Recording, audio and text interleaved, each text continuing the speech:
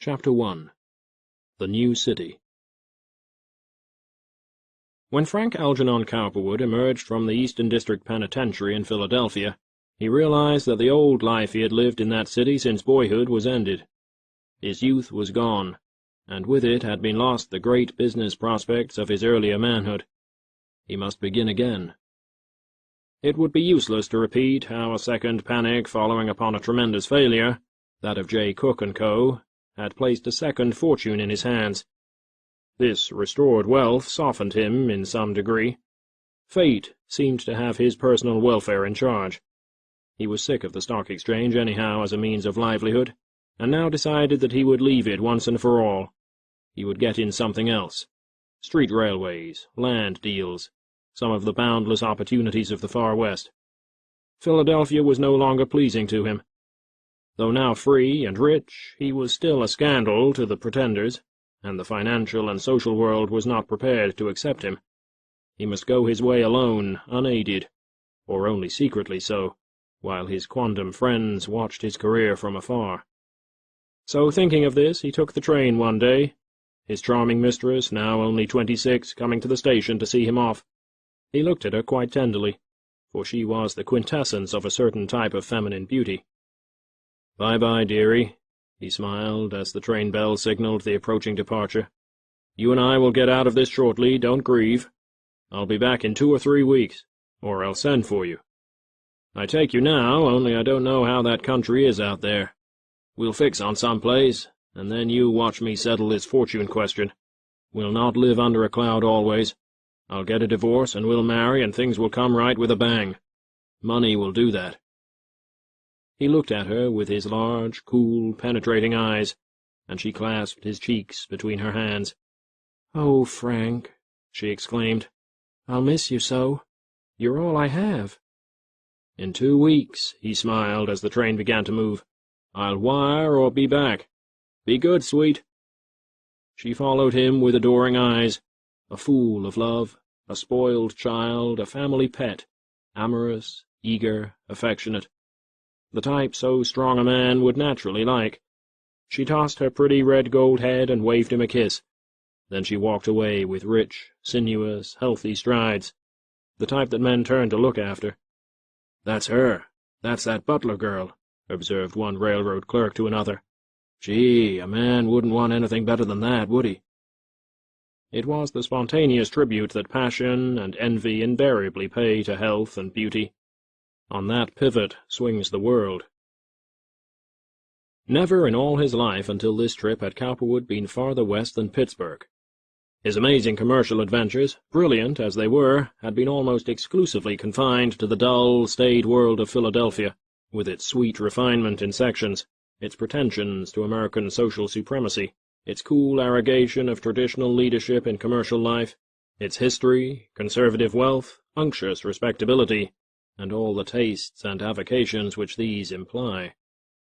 He had, as he recalled, almost mastered that pretty world, and made its sacred precincts his own when the crash came.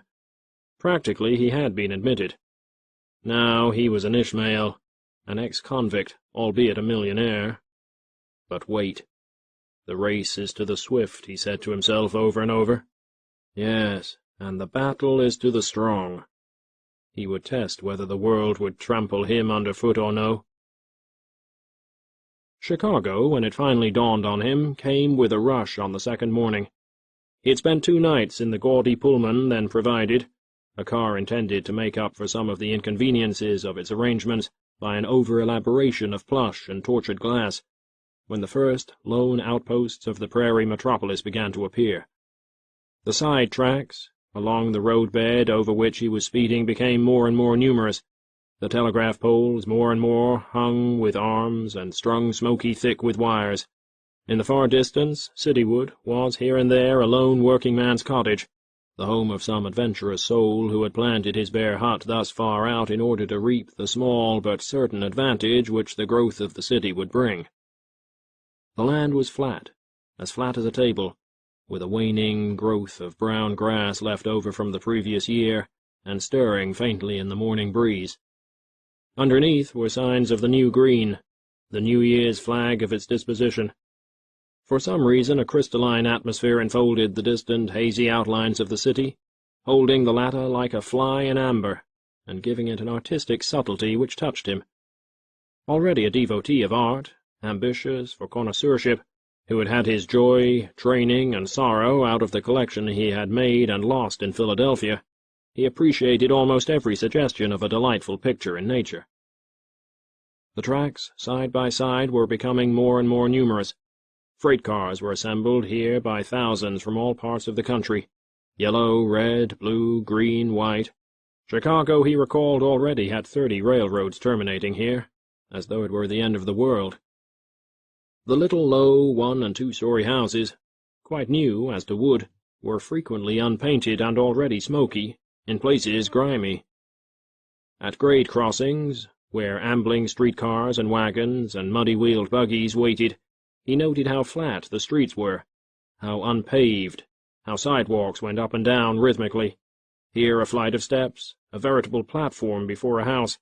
There a long stretch of boards lay flat on the mud of the prairie itself. What a city! Presently a branch of the filthy, arrogant, self-sufficient little Chicago River came into view, with its mass of sputtering tugs, its black, oily water, its tall, red, brown, and green grain elevators, its immense black coal pockets and yellowish-brown lumber yards. Here was life, he saw it in a flash. Here was a seething city in the making. There was something dynamic in the very air which appealed to his fancy. How different for some reason from Philadelphia. That was a stirring city, too. He had thought it wonderful at one time, quite a world. But this thing, while obviously infinitely worse, was better. It was more youthful, more hopeful. In a flare of morning sunlight pouring between 2 coal pockets, and because the train had stopped to let a bridge swing, and half a dozen great grain and lumber boats go by, a half-dozen in either direction, he saw a group of Irish stevedores idling on the bank of a lumber yard, whose wall skirted the water. Healthy men they were, in blue or red shirt-sleeves, stout straps about their waists, short pipes in their mouths, fine, hardy, nutty brown specimens of humanity. Why were they so appealing, he asked himself. This raw, dirty town seemed naturally to compose itself into stirring, artistic pictures. Why, it fairly sang. The world was young here. Life was doing something new. Perhaps he had better not go on to the northwest at all. He would decide that question later. In the meantime, he had letters of introduction to distinguished Chicagoans, and these he would present. He wanted to talk to some bankers and grain and commission men. The stock exchange of Chicago interested him, for the intricacies of that business he knew backward and forward, and some great grain transactions had been made here. The train finally rolled past the shabby backs of houses into a long, shabbily covered series of platforms, sheds having only roofs, and amidst a clatter of trucks hauling trunks and engines belching steam, and passengers hurrying to and fro, he made his way out into Canal Street, and hailed a waiting cab, one of a long line of vehicles that bespoke a metropolitan spirit. He had fixed on the Grand Pacific as the most important hotel, the one with the most social significance, and thither he asked to be driven. On the way he studied these streets, as in the matter of art he would have studied a picture. The little yellow, blue, green, white, and brown streetcars which he saw trundling here and there, the tired, bony horses, jingling bells at their throats, touched him. They were flimsy affairs, these cars, merely highly varnished kindling wood, with bits of polished brass and glass stuck about them. But he realized what fortunes they portended if the city grew. Streetcars, he knew, were his natural vocation. Even more than stock brokerage, even more than banking, even more than stock organization, he loved the thought of streetcars, and the vast, manipulative life it suggested. Chapter 2. A Reconnoiter. The city of Chicago, with whose development the personality of Frank Algernon Cowperwood was soon to be definitely linked. To whom may the laurels as laureate of this Florence of the West yet fall? This singing flame of a city, this all-America, this poet in chaps and buckskin, this rude, raw Titan, this Burns of a city. By its shimmering lake it lay, a king of shreds and patches, a maundering yokel with an epic in its mouth, a tramp, a hobo among cities, with the grip of Caesar in its mind, the dramatic force of Euripides in its soul. A very bard of a city, this, singing of high deeds and high hopes, its heavy brogans buried deep in the mire of circumstance. Take Athens, O Greece! Italy, do you keep Rome? This was the Babylon, the Troy, the Nineveh of a younger day. Here came the gaping West and the hopeful East to see. Here hungry men roar from the shops and fields, idols and romances in their mind, builded them an empire, crying glory in the mud. From New York, Vermont, New Hampshire, Maine, had come a strange company, earnest, patient, determined, unschooled in even the primer of refinement, hungry for something the significance of which, when they had it, they could not even guess, anxious to be called great, determined so to be without ever knowing how. Here came the dreamy gentleman of the South, robbed of his patrimony, the hopeful student of Yale and Harvard and Princeton, the enfranchised miner of California and the Rockies, his bags of gold and silver in his hands. Here was already the bewildered foreigner, an alien speech confounding him, the Hun, the Pole, the Swede, the German, the Russian, seeking his homely colonies, fearing his neighbor of another race. Here was the Negro, the prostitute, the blackleg, the gambler, the romantic adventurer par excellence. A city with only a handful of the native-born, a city packed to the doors with all the riff-raff of 1,000 towns. Flaring were the lights of the bagnio, tinkling the banjos, zithers, mandolins of the so-called gin-mill. All the dreams and the brutality of the day seemed gathered to rejoice, and rejoice they did in this new-found wonder of a metropolitan life in the West. The first prominent Chicagoan whom Cowperwood sought out was the president of the Lake City National Bank, the largest financial organization in the city, with deposits of over $14 million. It was located in Dearborn Street and Monroe, but a block or two from his hotel. "Find out who that man is," ordered Mr. Judah Addison, the president of the bank, on seeing him enter the president's private waiting room. Mr. Addison's office was so arranged with glass windows that he could, by craning his neck, see all who entered his reception-room before they saw him, and he had been struck by Cowperwood's face and force. Long familiarity with the banking world, and with great affairs generally, had given a rich finish to the ease and force which the latter naturally possessed. He looked strangely replete, for a man of 36, suave, steady, incisive, with eyes as fine as those of a Newfoundland or a collie, and as innocent and winsome. They were wonderful eyes, soft and spring-like at times, glowing with a rich, human understanding, which on the instant could harden and flash lightning. Deceptive eyes, unreadable but alluring alike to men and women in all walks and conditions of life. The secretary addressed came back with Cowperwood's letter of introduction, and immediately Cowperwood followed. Mr. Addison instinctively arose, a thing he did not always do. "I'm pleased to meet you, Mr. Cowperwood," he said politely. "I saw you come in just now. You see how I keep my windows here so as to spy out the country? Sit down. You wouldn't like an apple, would you?" He opened a left-hand drawer, producing several polished red wine saps, one of which he held out. "I always eat one about this time in the morning." "Thank you, no," replied Cowperwood pleasantly, estimating as he did so his host's temperament and mental caliber. "I never eat between meals, but I appreciate your kindness. I'm just passing through Chicago, and I thought I would present this letter now rather than later. I thought you might tell me a little about the city from an investment point of view."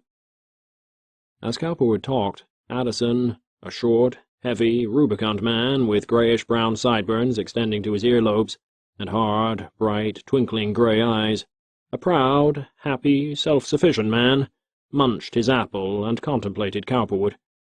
As is so often the case in life, he frequently liked or disliked people on sight, and he prided himself on his judgment of men. Almost foolishly for one so conservative, he was taken with Cowperwood, a man immensely his superior, not because of the Drexel letter, which spoke of the latter's undoubted financial genius, and the advantage it would be to Chicago to have him settle there, but because of the swimming wonder of his eyes. Cowperwood's personality, while maintaining an unbroken outward reserve, breathed a tremendous humanness which touched his fellow banker. Both men were in their way walking enigmas, the Philadelphian far the subtler of the two. Addison was ostensibly a church member, a model citizen. He represented a point of view to which Cowperwood would never have stooped. Both men were ruthless after their fashion, avid of a physical life. But Addison was the weaker in that he was still afraid, very much afraid, of what life might do to him. The man before him had no sense of fear. Addison contributed judiciously to charity, subscribed outwardly to a dull social routine, pretended to love his wife, of whom he was weary, and took his human pleasure secretly. The man before him subscribed to nothing, refused to talk save to intimates, whom he controlled spiritually, and did as he pleased. "Why, I'll tell you, Mr. Cowperwood," Addison replied. "We people out here in Chicago think so well of ourselves that sometimes we're afraid to say all we think for fear of appearing a little extravagant. We're like the youngest son in the family that knows he can lick all the others but doesn't want to do it, not just yet. We're not as handsome as we might be. Did you ever see a growing boy that was? But we're absolutely sure that we're going to be. Our pants and shoes and coat and hat get too small for us every 6 months, and so we don't look very fashionable. But there are big, strong, hard muscles and bones underneath, Mr. Cowperwood, as you'll discover when you get to looking around. Then you won't mind the clothes so much." Mr. Addison's round, frank eyes narrowed and hardened for a moment. A kind of metallic hardness came into his voice. Cowperwood could see that he was honestly enamored of his adopted city. Chicago was his most beloved mistress. A moment later the flesh about his eyes crinkled, his mouth softened, and he smiled. "I'll be glad to tell you anything I can," he went on. "There are a lot of interesting things to tell." Cowperwood beamed back on him encouragingly. He inquired after the condition of one industry and another, one trade or profession and another. This was somewhat different from the atmosphere which prevailed in Philadelphia, more breezy and generous. The tendency to expatiate and make much of local advantages was Western. He liked it, however, as one aspect of life, whether he chose to share in it or not. It was favorable to his own future. He had a prison record to live down, a wife and 2 children to get rid of, in the legal sense, at least. He had no desire to rid himself of financial obligation toward them. It would take some such loose, enthusiastic Western attitude to forgive in him the strength and freedom with which he ignored and refused to accept for himself current convention. "I satisfy myself" was his private law. But so to do, he must assuage and control the prejudices of other men. He felt that this banker, while not putty in his hands, was inclined to a strong and useful friendship. "My impressions of the city are entirely favorable, Mr. Addison," he said after a time, though he inwardly admitted to himself that this was not entirely true. He was not sure whether he could bring himself ultimately to live in so excavated and scaffolded a world as this or not. "I only saw a portion of it coming in on the train. I like the snap of things. I believe Chicago has a future." "You came over the Fort Wayne, I presume," replied Addison loftily. "You saw the worst section. You must let me show you some of the best parts. By the way, where are you staying?" "At the Grand Pacific." "How long will you be here?" "Not more than a day or 2. "Let me see." And Mr. Addison drew out his watch. "I suppose you wouldn't mind meeting a few of our leading men, and we have a little luncheon room over at the Union League Club where we drop in now and then. If you'd care to do so, I'd like to have you come along with me at 1. We're sure to find a few of them, some of our lawyers, businessmen, and judges." "That will be fine," said the Philadelphian simply. "You're more than generous. There are 1 or 2 other people I want to meet in between, and—" He arose and looked at his own watch. "I'll find the Union Club. Where is the office of Arneal & Co.?" At the mention of the great beef packer, who was one of the bank's heaviest depositors, Addison stirred slightly with approval. This young man, at least 8 years his junior, looked to him like a future Grand Seigneur of finance. At the Union Club at this noontime luncheon, after talking with the portly, conservative, aggressive Arneal and the shrewd director of the Stock Exchange, Cowperwood met a varied company of men, ranging in age from 35 to 65, gathered about the board in a private dining room of heavily carved black walnut, with pictures of elder citizens of Chicago on the walls, and an attempt at artistry in stained glass in the windows.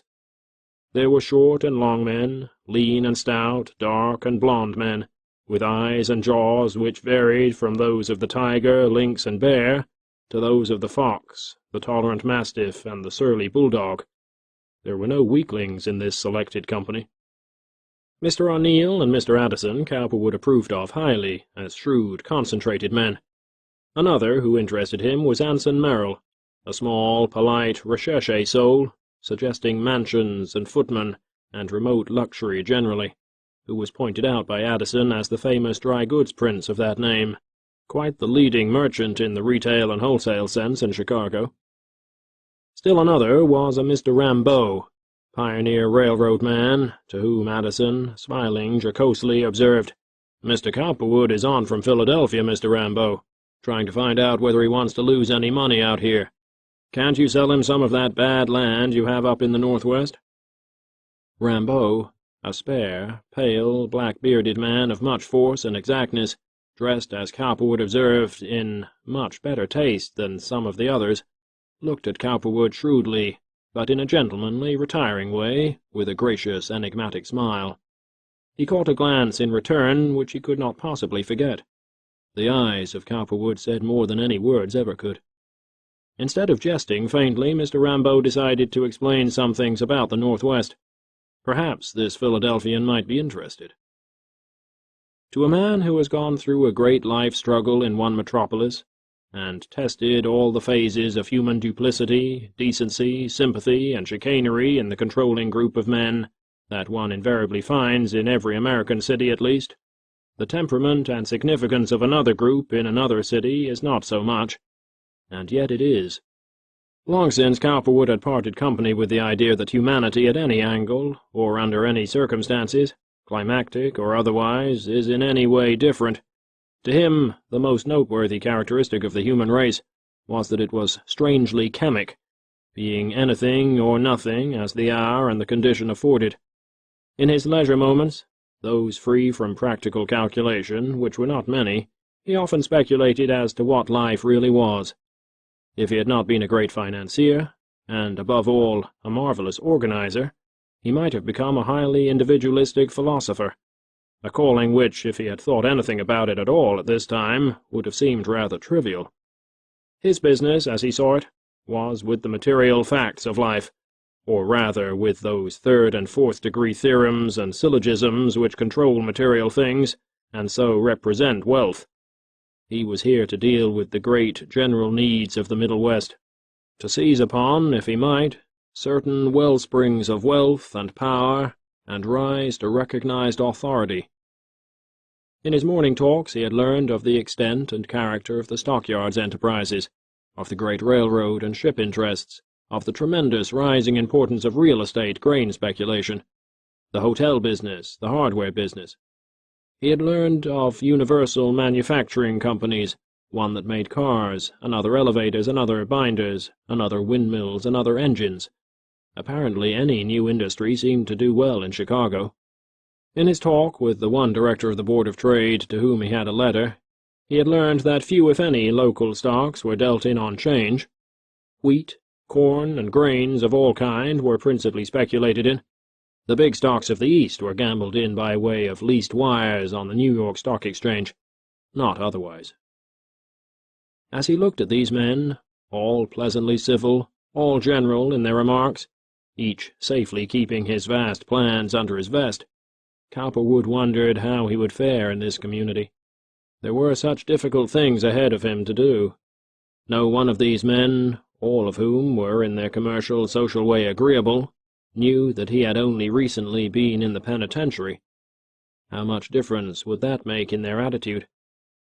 No one of them knew that, although he was married and had 2 children, he was planning to divorce his wife and marry the girl who had appropriated to herself the role which his wife had once played. "Are you seriously contemplating looking into the Northwest?" asked Mr. Rambeau interestedly toward the close of the luncheon. "That is my present plan after I finish here. I thought I'd take a short run up there. Let me put you in touch with an interesting party that is going as far as Fargo and Duluth. There's a private car leaving Thursday, most of them citizens of Chicago, but some Easterners. I would be glad to have you join us.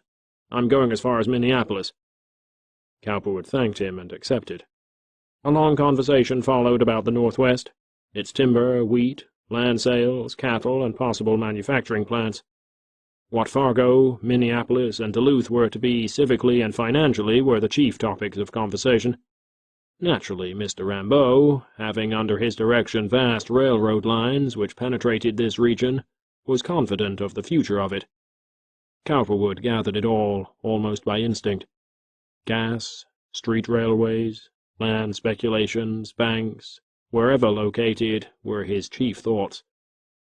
Finally, he left the club to keep his other appointments, but something of his personality remained behind him.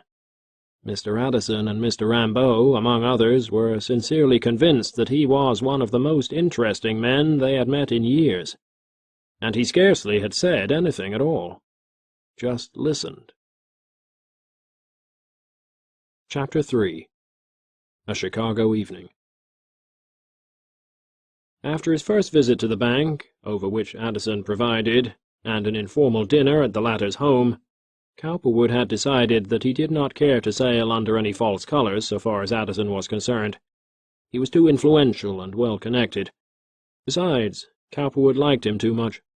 Seeing that the man's leaning toward him was strong, in reality a fascination, he made an early morning call a day or two after he had returned from Fargo, whither he had gone at Mr. Rambaud's suggestion, on his way back to Philadelphia, determined to volunteer a smooth presentation of his earlier misfortunes, and trust to Addison's interest to make him view the matter in a kindly light. He told him the whole story of how he had been convicted of technical embezzlement in Philadelphia, and had served out his term in the Eastern Penitentiary. He also mentioned his divorce and his intention of marrying again. Addison, who was the weaker man of the two, and yet forceful in his own way, admired this courageous stand on Cowperwood's part. It was a braver thing than he himself could or would have achieved. It appealed to his sense of the dramatic. Here was a man who apparently had been dragged down to the very bottom of things, his face forced in the mire, and now he was coming up again strong, hopeful, urgent. The banker knew many highly respected men in Chicago whose early careers, as he was well aware, would not bear too close an inspection, but nothing was thought of that. Some of them were in society, some not, but all of them were powerful. Why should not Cowperwood be allowed to begin all over? He looked at him steadily, at his eyes, at his stocky body, at his smooth, handsome, mustached face. Then he held out his hand. "Mr. Cowperwood," he said, finally, trying to shape his words appropriately, "I needn't say that I am pleased with this interesting confession. It appeals to me. I'm glad you have made it to me. You needn't say any more at any time. I decided the day I saw you walking into that vestibule that you were an exceptional man. Now I know it. You needn't apologize to me.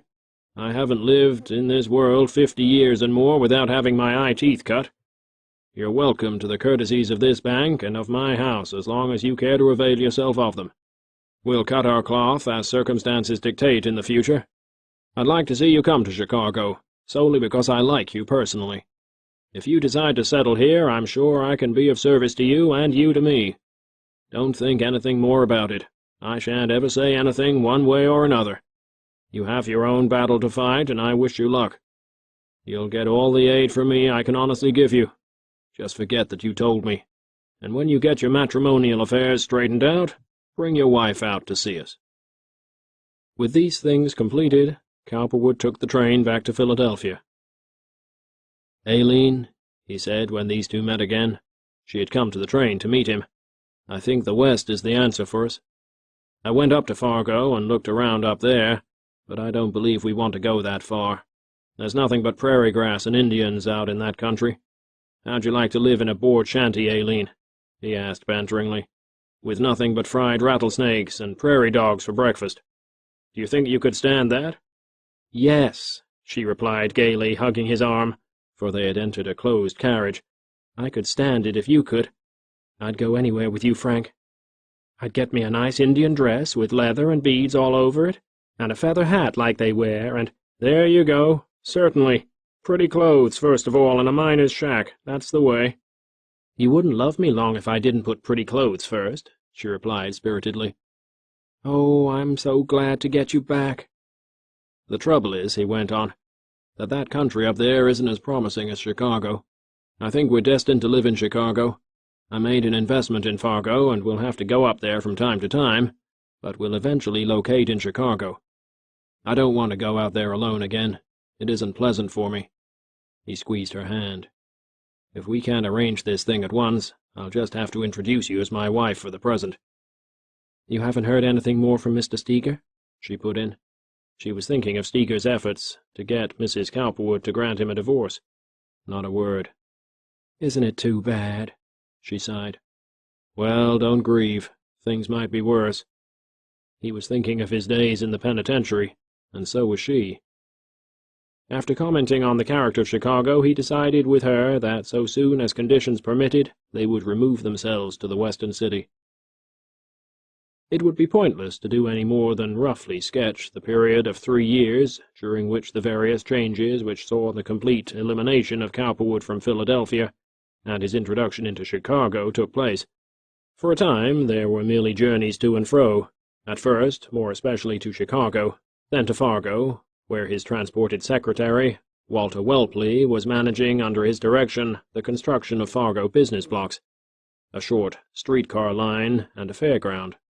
This interesting venture bore the title of the Fargo Construction and Transportation Company, of which Frank A. Cowperwood was president.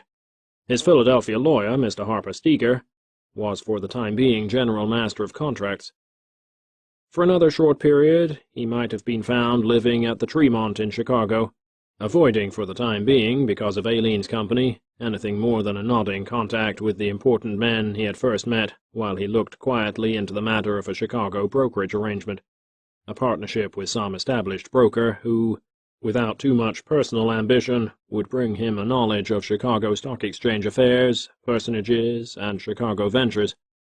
On one occasion he took Aileen with him to Fargo, where, with a haughty, bored insouciance, she surveyed the state of the growing city. "Oh, Frank!" she exclaimed when she saw the plain, wooden 4-story hotel, the long, unpleasing business street, with its motley collection of frame and brick stores, the gaping stretches of houses facing in most directions unpaved streets.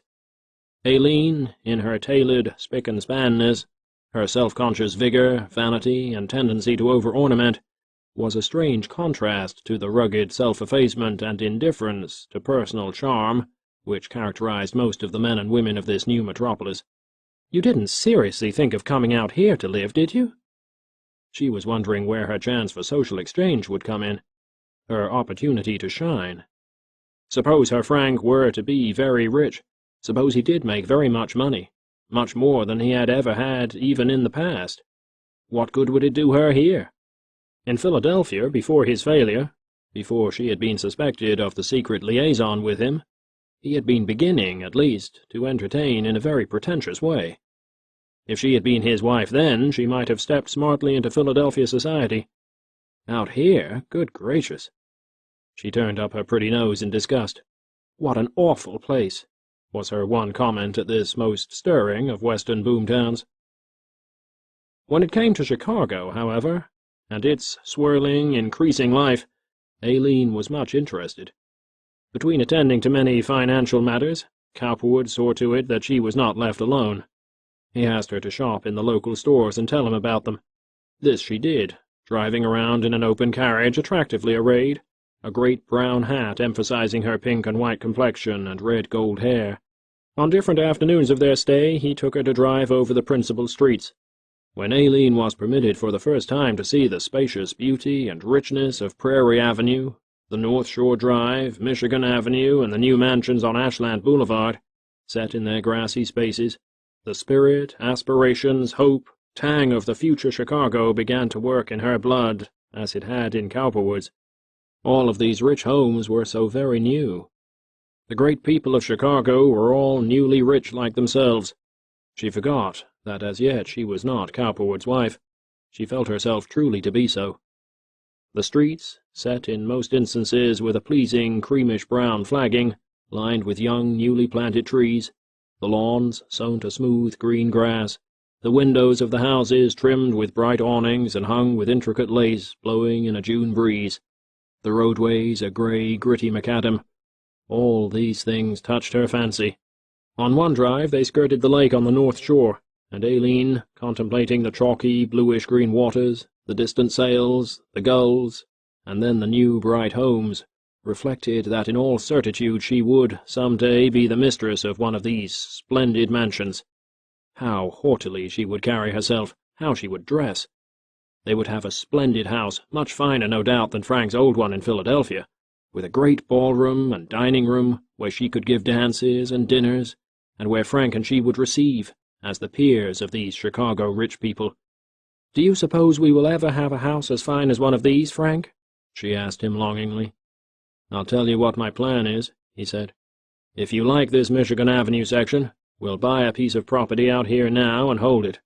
Just as soon as I make the right connections here and see what I'm going to do, we'll build a house. Something really nice, don't worry. I want to get this divorce matter settled, and then we'll begin. Meanwhile, if we have to come here, we'll live rather quietly, don't you think so?"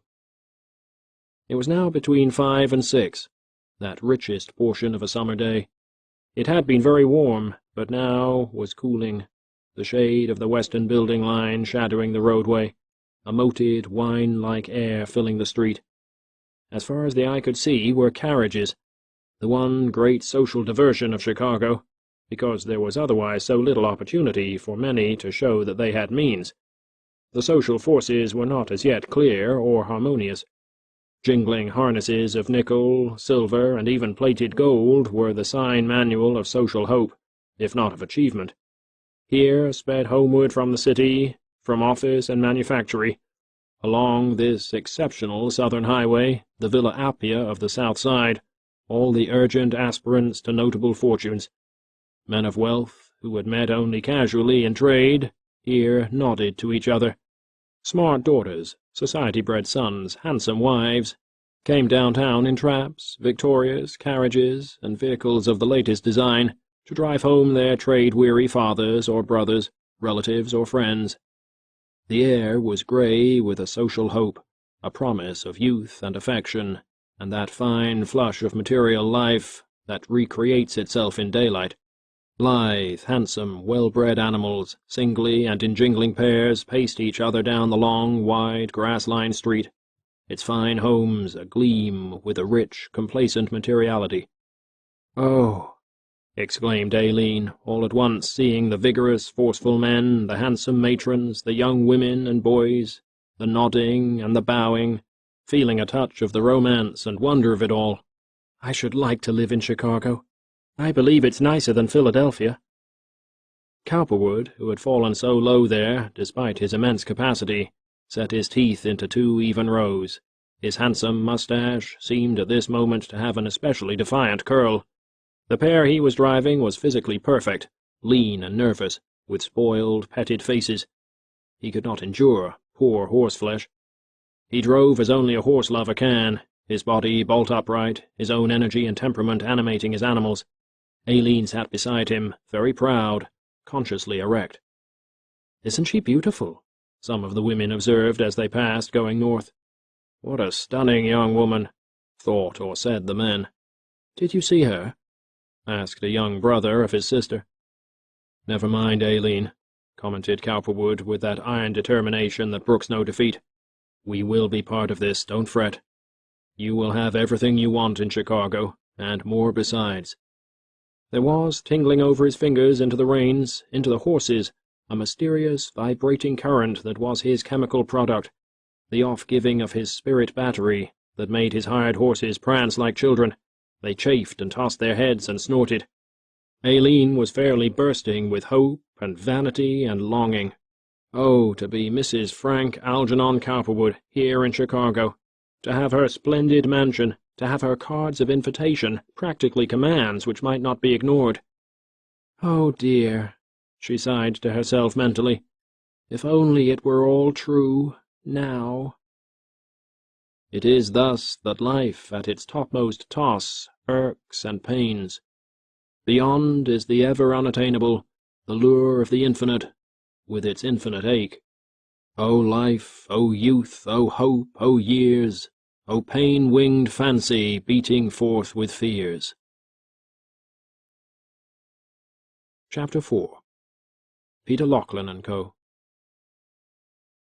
The partnership which Cowperwood eventually made with an old-time Board of Trade operator, Peter Lachlan, was eminently to his satisfaction. Lachlan was a tall, gaunt speculator who had spent most of his living days in Chicago, having come there as a boy from western Missouri. He was a typical Chicago Board of Trade operator of the old school, having an Andrew Jackson-ish countenance, and a Henry Clay, Davy Crockett, Long John Wentworth build of body. Cowperwood, from his youth up, had had a curious interest in quaint characters, and he was interesting to them. They took to him. He could, if he chose to take the trouble, fit himself in with the odd psychology of almost any individual. In his early peregrinations in LaSalle Street, he inquired after clever traders on 'change, and then gave them one small commission after another in order to get acquainted. Thus he stumbled one morning on old Peter Lachlan, wheat and corn trader, who had an office in LaSalle Street near Madison, and who did a modest business gambling for himself and others in grain and Eastern Railway shares. Lachlan was a shrewd, canny American, originally perhaps of Scottish extraction, who had all the traditional American blemishes of uncouthness, tobacco-chewing, profanity, and other small vices. Cowperwood could tell from looking at him that he must have a fund of information concerning every current Chicagoan of importance, and this fact alone was certain to be of value. Then the old man was direct, plain-spoken, simple-appearing, and wholly unpretentious, qualities which Cowperwood deemed invaluable. Once or twice in the last 3 years, Lachlan had lost heavily on private corners that he had attempted to engineer, and the general feeling was that he was now becoming cautious, or in other words, afraid. Just the man, Cowperwood thought. So one morning he called upon Lachlan, intending to open a small account with him. "Henry," he heard the old man say as he entered Lachlan's fair-sized but rather dusty office to a young, preternaturally solemn-looking clerk, a fit assistant for Peter Lachlan, "give me them there Petersburg and Lake Erie shares, will you?" Seeing Cowperwood waiting, he added, "What can I do for ye?" Cowperwood smiled. So he calls them shears, does he? He thought. Good. I think I like him. He introduced himself as coming from Philadelphia, and went on to say that he was interested in various Chicago ventures, inclined to invest in any good stock which would rise, and particularly desirous to buy into some corporation, public utility preferred, which would be certain to grow with the expansion of the city. Old Lachlan, who was now all of 60 years of age, owned a seat on the board and was worth in the neighborhood of $200,000, looked at Cowperwood quizzically. "Well, now, if you'd have come along here 10 or 15 years ago, you might have got in on the ground floor of a lot of things," he observed. "There was these here gas companies, now, that them Ottaway and Apperson boys got in on, and then all these here street railways. Why, I'm the feller that told Eddie Parker what a fine thing he could make out of it if he would go and organize that North State Street line. He promised me a bunch of shares if he ever worked it out, but he never give 'em to me. I didn't expect him to, though," he added wisely and with a glint. "I'm too old a trader for that. He's out of it now, anyway. That Michaels Kennelly crowd skinned him. Yep, if you'd have been here 10 or 15 years ago, you might have got in on that. 'Tain't no use of thinking about that, though, any more. Them shares is selling for close to 160. Cowperwood smiled. "Well, Mr. Lachlan," he observed, "you must have been on 'change a long time here. You seem to know a good deal of what has gone on in the past." "Yep, ever since 1852, replied the old man. He had a thick growth of upstanding hair, looking not unlike a rooster's comb, a long, and what threatened eventually to become a Punch and Judy chin, a slightly aquiline nose, high cheekbones, and hollow brown-skinned cheeks. His eyes were as clear and sharp as those of a lynx. "To tell you the truth, Mr. Lachlan," went on Cowperwood, "what I'm really out here in Chicago for is to find a man with whom I can go into partnership in the brokerage business. Now, I'm in the banking and brokerage business myself in the East. I have a firm in Philadelphia and a seat on both the New York and Philadelphia exchanges. I have some affairs in Fargo also. Any trade agency can tell you about me. You have a Board of Trade seat here, and no doubt you do some New York and Philadelphia exchange business. The new firm, if you would go in with me, could handle it all direct. I'm a rather strong outside man myself. I'm thinking of locating permanently in Chicago. What would you say now to going into business with me? Do you think we could get along in the same office space? Cowperwood had a way, when he wanted to be pleasant, of beating the fingers of his two hands together, finger for finger, tip for tip.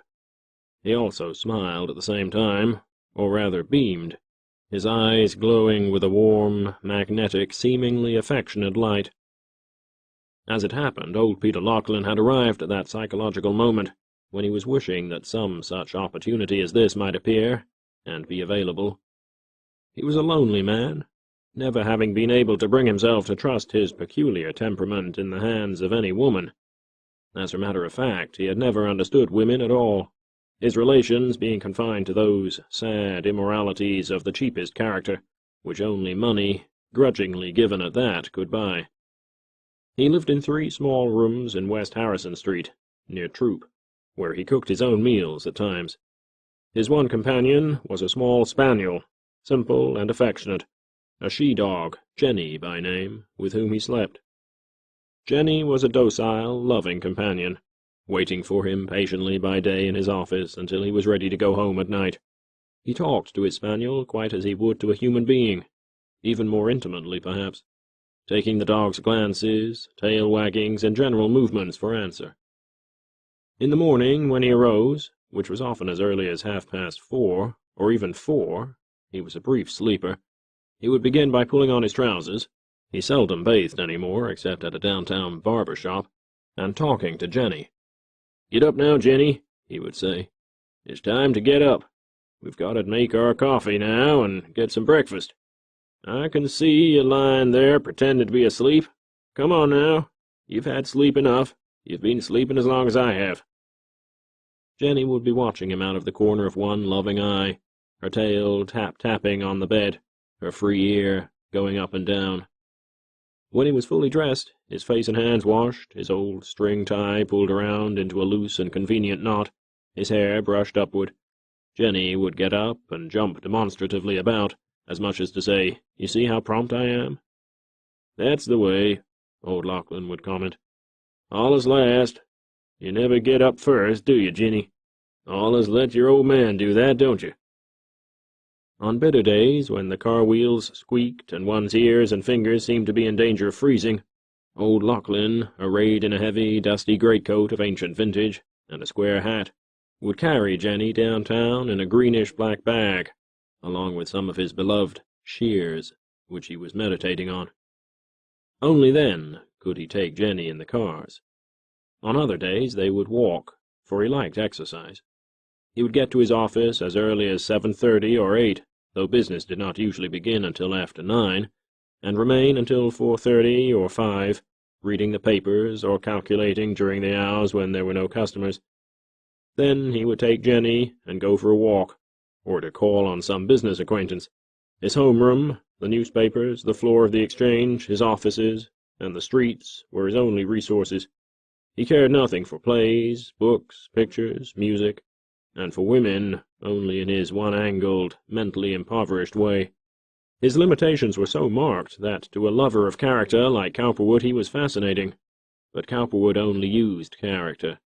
He never idled over it long artistically. As Cowperwood suspected, what old Lachlan did not know about Chicago financial conditions, deals, opportunities, and individuals was scarcely worth knowing. Being only a trader by instinct, neither an organizer nor an executive, he had never been able to make any great constructive use of his knowledge. His gains and his losses he took with reasonable equanimity, exclaiming over and over when he lost, "Shucks! I hadn't orter done that," and snapping his fingers. When he won heavily or was winning, he munched tobacco with a seraphic smile, and occasionally in the midst of trading would exclaim, "You fellers better come in. It's a-goin' to rain some more." He was not easy to trap in any small gambling game, and only lost or won when there was a free, open struggle in the market, or when he was engineering some little scheme of his own. The matter of this partnership was not arranged at once, although it did not take long. Old Peter Lachlan wanted to think it over, although he had immediately developed a personal fancy for Cowperwood. In a way, he was the latter's victim and servant from the start. They met day after day to discuss various details and terms. Finally, true to his instincts, old Peter demanded a full half-interest. "Now, you don't want to take that much, Lachlan," Cowperwood suggested quite blandly. They were sitting in Lachlan's private office between 4 and 5 in the afternoon, and Lachlan was chewing tobacco with the sense of having a fine, interesting problem before him. "I have a seat on the New York Stock Exchange," he went on, "and that's worth $40,000. My seat on the Philadelphia Exchange is worth more than yours here. They will naturally figure as the principal assets of the firm. It's to be in your name. I'll be liberal with you, though. Instead of a third, which would be fair, I'll make it 49%, and we'll call the firm Peter Lachlan & Co. I like you, and I think you can be a lot of use to me. I know you will make more money through me than you have alone. I could go with a lot of these silk-stocking fellows around here, but I don't want to. You'd better decide right now, and let's get to work." Old Lachlan was pleased beyond measure that young Cowperwood should want to go in with him. He had become aware of late that all of the young, smug newcomers on 'change considered him an old fogey. Here was a strong, brave young Easterner 20 years his junior, evidently as shrewd as himself, more so, he feared, who actually proposed a business alliance. Besides, Cowperwood, in his young, healthy, aggressive way, was like a breath of spring. "I ain't caring so much about the name," rejoined Lachlan. "You can fix it that away if you want to. Giving you 51% gives you charge of this here shebang. All right, though. I ain't a-kickin'.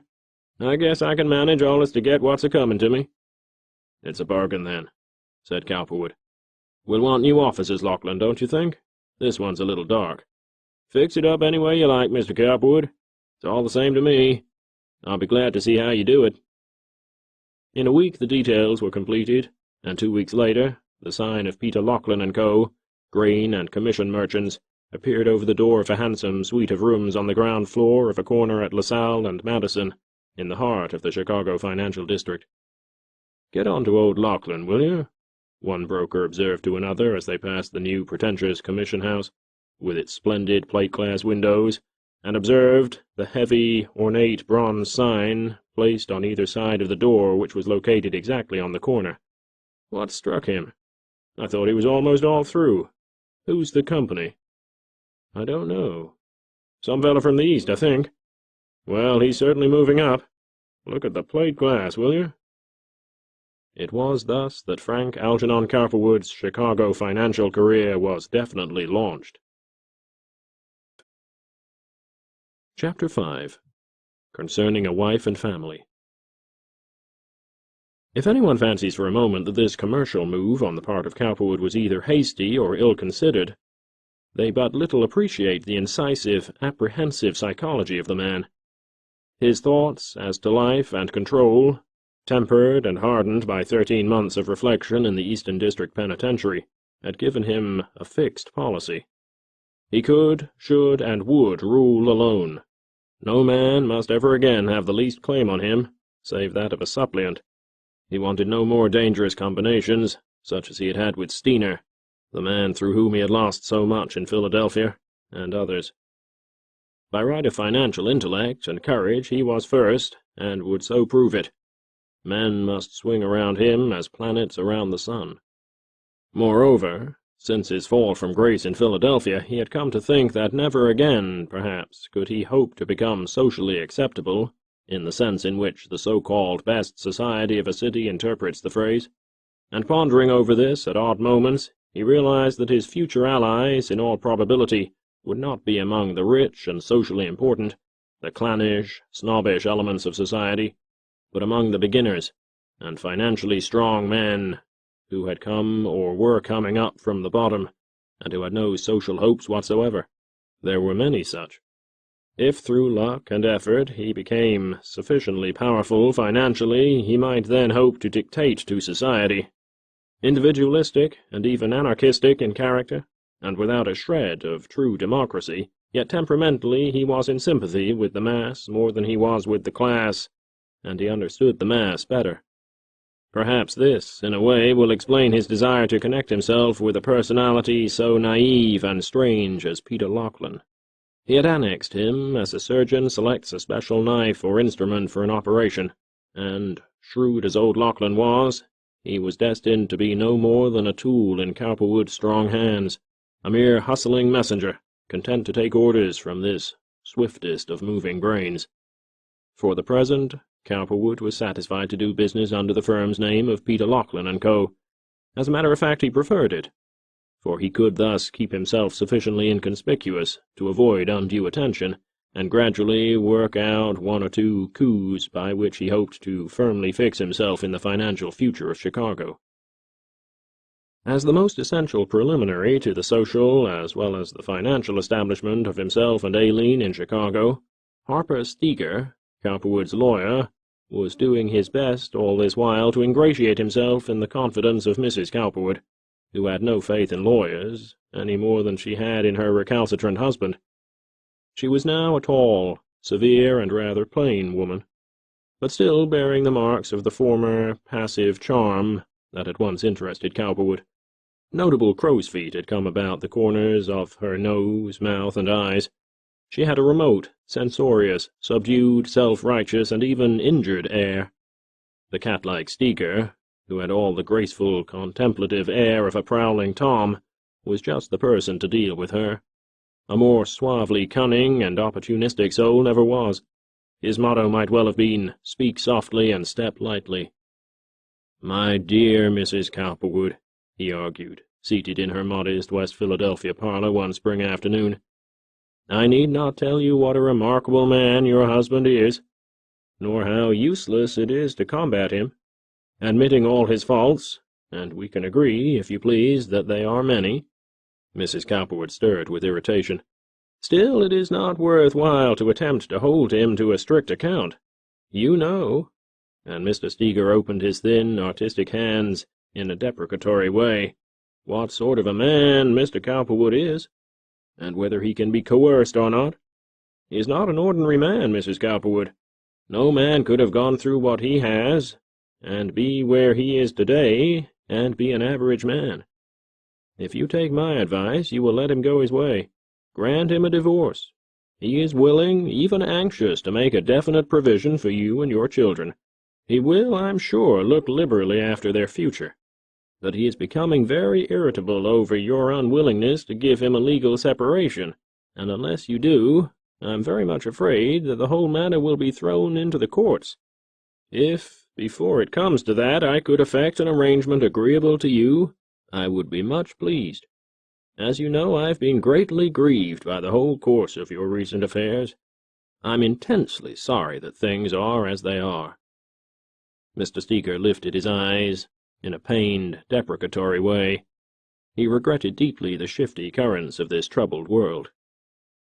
Mrs. Cowperwood, for perhaps the 15th or 20th time, heard him to the end in patience. Cowperwood would not return. Steger was as much her friend as any other lawyer would be. Besides, he was socially agreeable to her. Despite his Machiavellian profession, she half believed him. He went over tactfully a score of additional points. Finally, on the 21st visit, and with seemingly great distress, he told her that her husband had decided to break with her financially, to pay no more bills, and do nothing until his responsibility had been fixed by the courts, and that he, Steger, was about to retire from the case. Mrs. Cowperwood felt that she must yield. She named her ultimatum.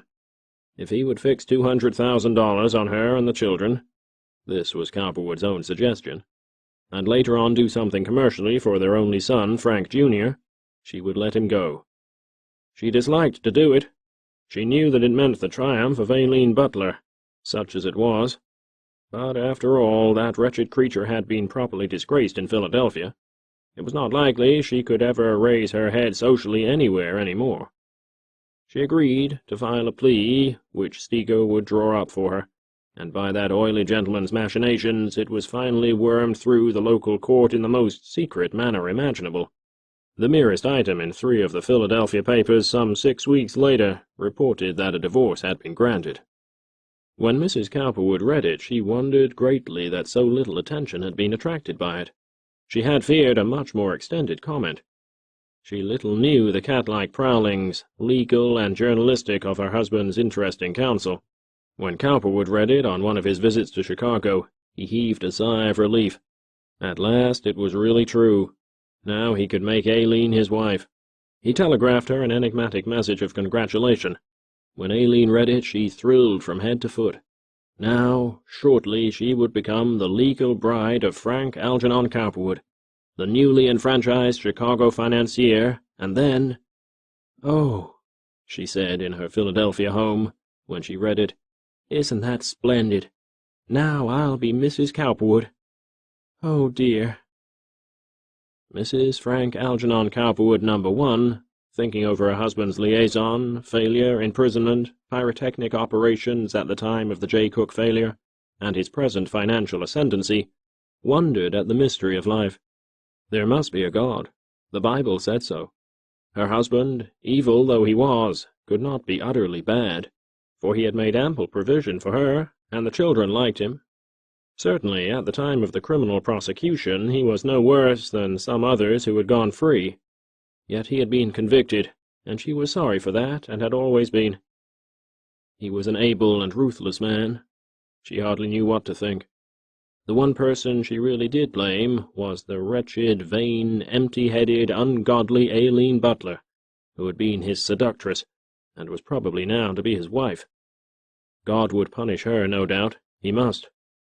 So she went to church on Sundays and tried to believe, come what might, that all was for the best. Chapter 6. The New Queen of the Home. The day Cowperwood and Aileen were married, it was in an obscure village called Dalston, near Pittsburgh, in western Pennsylvania, where they had stopped off to manage this matter. He had said to her, "I want to tell you, dear, that you and I are really beginning life all over. Now it depends on how well we play this game as to how well we succeed. If you will listen to me, we won't try to do anything much socially in Chicago for the present. Of course, we'll have to meet a few people. That can't be avoided. Mr. and Mrs. Addison are anxious to meet you, and I've delayed too long in that matter as it is. But what I mean is that I don't believe it's advisable to push this social exchange too far. People are sure to begin to make inquiries if we do. My plan is to wait a little while and then build a really fine house, so that we won't need to rebuild. We're going to go to Europe next spring, if things go right, and we may get some ideas over there. I'm going to put in a good big gallery," he concluded. "While we're traveling, we might as well see what we can find in the way of pictures and so on." Aileen was thrilling with anticipation. "Oh, Frank," she said to him quite ecstatically, "you're so wonderful. You do everything you want, don't you?" "Not quite," he said, deprecatingly, "but it isn't for not wanting to. Chance has a little to say about some of these things, Aileen." She stood in front of him, as she often did, her plump, ringed hands on his shoulders, and looked into those steady, lucid pools his eyes. Another man, less leonine, and with all his shifting thoughts, might have had to contend with the handicap of a shifty gaze.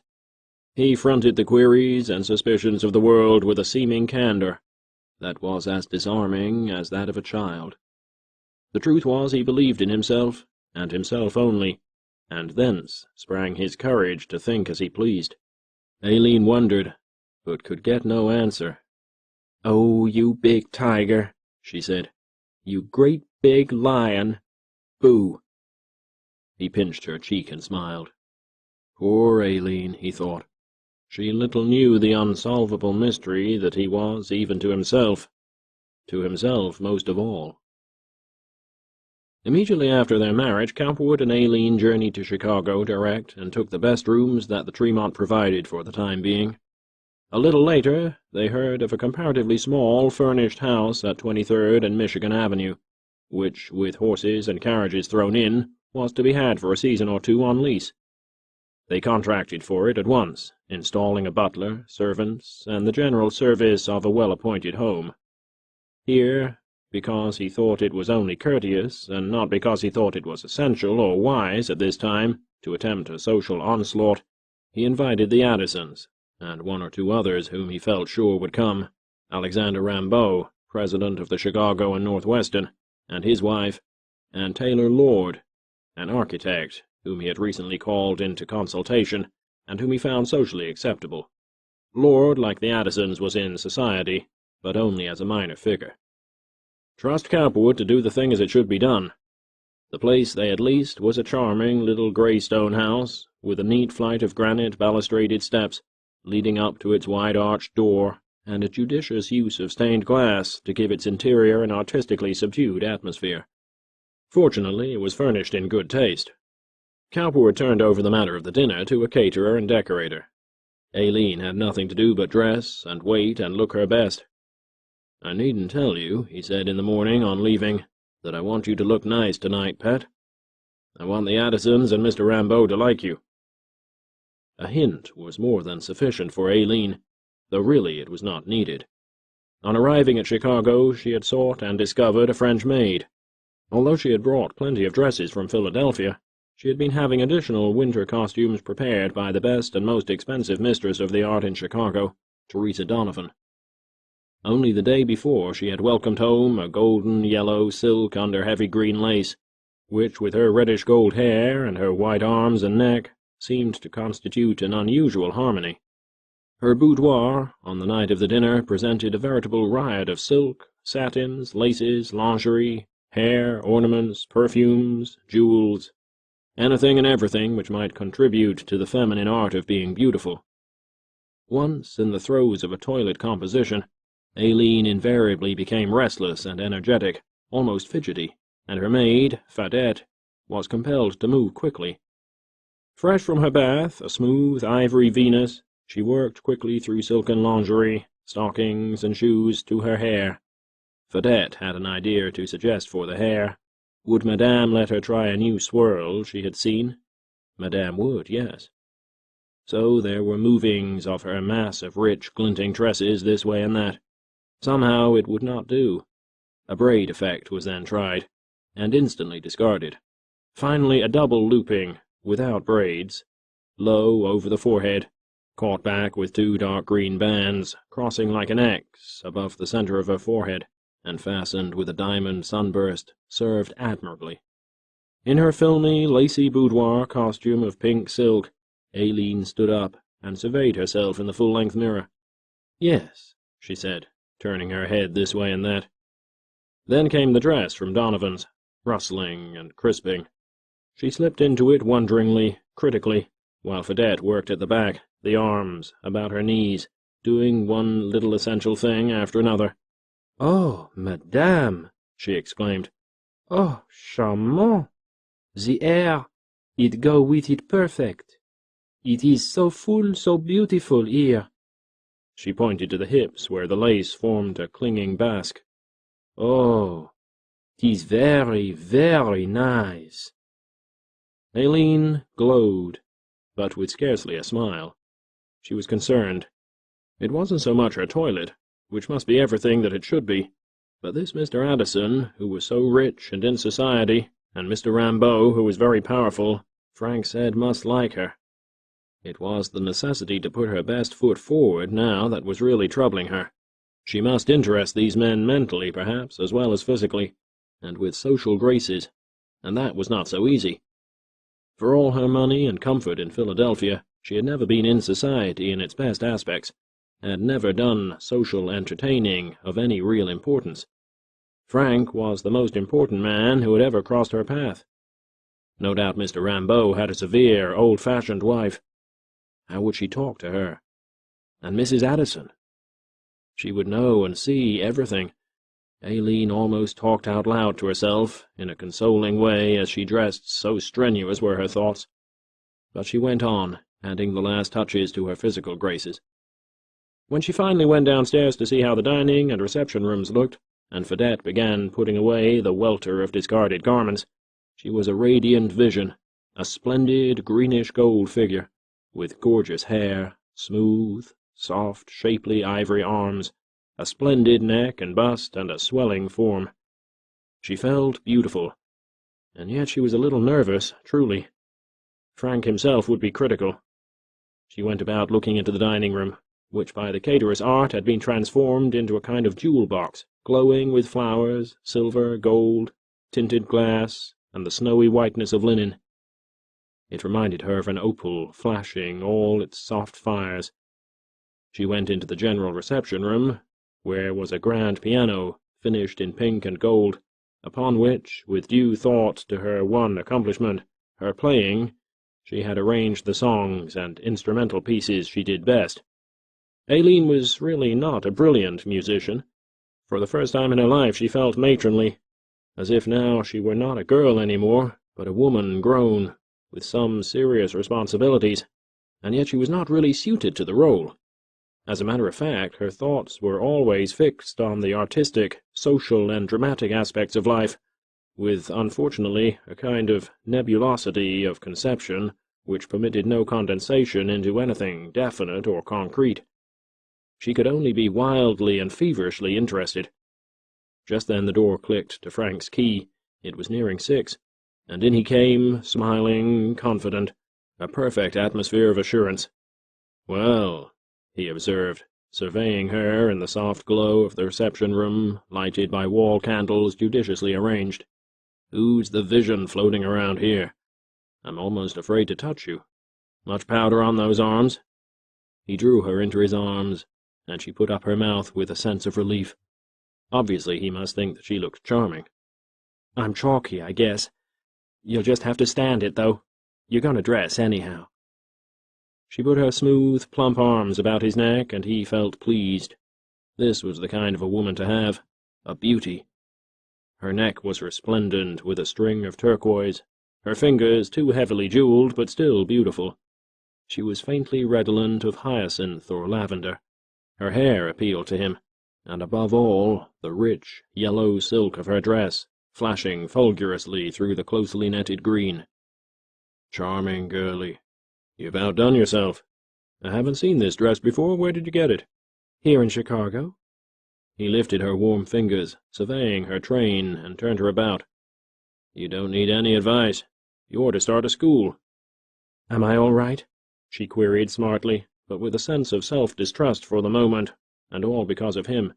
"You're perfect. Couldn't be nicer. Splendid." She took heart. "I wish your friends would think so. You'd better hurry." He went upstairs, and she followed, looking first into the dining room again. At least that was right. Surely Frank was a master. At 7, the plop of the feet of carriage horses was heard, and a moment later Lewis, the butler, was opening the door. Aileen went down, a little nervous, a little frigid, trying to think of many pleasant things, and wondering whether she would really succeed in being entertaining. Cowperwood accompanied her, a very different person insofar as mood and self-poise were concerned. To himself, his own future was always secure, and that of Aileen's, if he wished to make it so. The arduous, upward-ascending rungs of the social ladder that were troubling her had no such significance to him. The dinner, as such simple things go, was a success, from what might be called a managerial and pictorial point of view. Cowperwood, because of his varied tastes and interests, could discuss railroading with Mr. Rambeau in a very definite and illuminating way, could talk architecture with Mr. Lord as a student, for instance, of rare promise would talk with a master, and with a woman like Mrs. Addison or Mrs. Rambeau he could suggest or follow appropriate leads. Aileen, unfortunately, was not so much at home, for her natural state and mood were remote, not so much from a serious as from an accurate conception of life. So many things, except in a very nebulous and suggestive way, were sealed books to Aileen, merely faint, distant tinklings. She knew nothing of literature, except certain authors who to the truly cultured might seem banal. As for art, it was merely a jingle of names gathered from Cowperwood's private comments. Her one redeeming feature was that she was truly beautiful herself, a radiant, vibrating objet d'art. A man like Rambeau, remote, conservative, constructive, saw the place of a woman like Aileen in the life of a man like Cowperwood on the instant. She was such a woman as he would have prized himself in a certain capacity.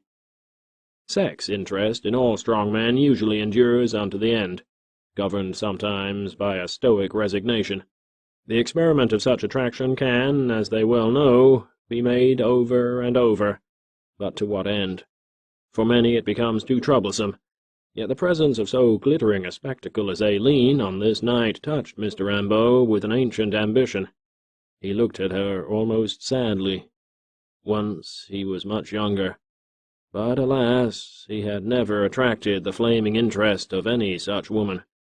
As he studied her now, he wished that he might have enjoyed such good fortune. In contrast with Aileen's orchid glow and tinted richness, Mrs. Rambeau's simple grey silk, the collar of which came almost to her ears, was disturbing, almost reproving. But Mrs. Rambeau's ladylike courtesy and generosity made everything all right.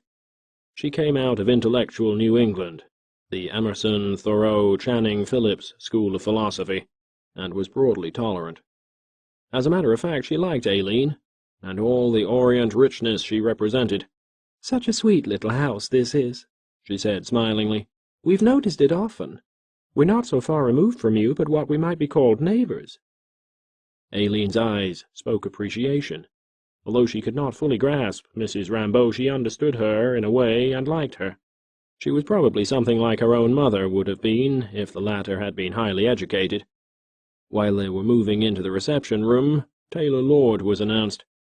Cowperwood took his hand and brought him forward to the others. "Mrs. Cowperwood," said Lord admiringly, "a tall, rugged, thoughtful person. Let me be one of many to welcome you to Chicago.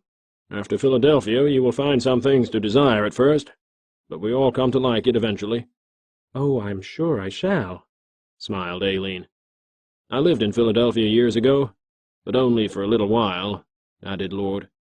"I left there to come here." The observation gave Aileen the least pause, but she passed it over lightly. This sort of accidental reference she must learn to expect. There might be much worse bridges to cross. "I find Chicago all right," she replied brusquely. "There's nothing the matter with it.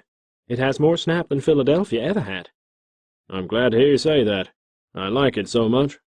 Perhaps it's because I find such interesting things to do here." He was admiring the splendor of her arms and hair. What need had beautiful women to be intellectual, anyhow, he was saying to himself, sensing that Aileen might be deficient in ultimate refinement. Once more an announcement from the butler, and now Mr. and Mrs. Addison entered.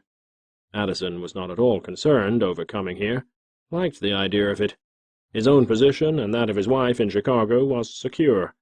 "How are you, Cowperwood?" he beamed, laying one hand on the latter's shoulder. "This is fine of you to have us in tonight.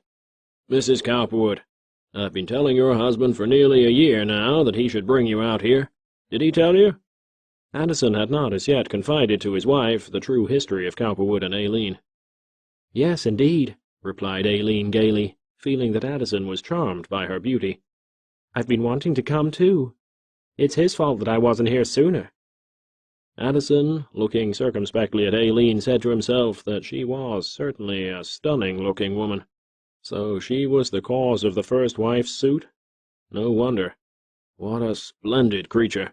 He contrasted her with Mrs. Addison, and to his wife's disadvantage. She had never been as striking, as stand-up-ish as Aileen, though possibly she might have more sense.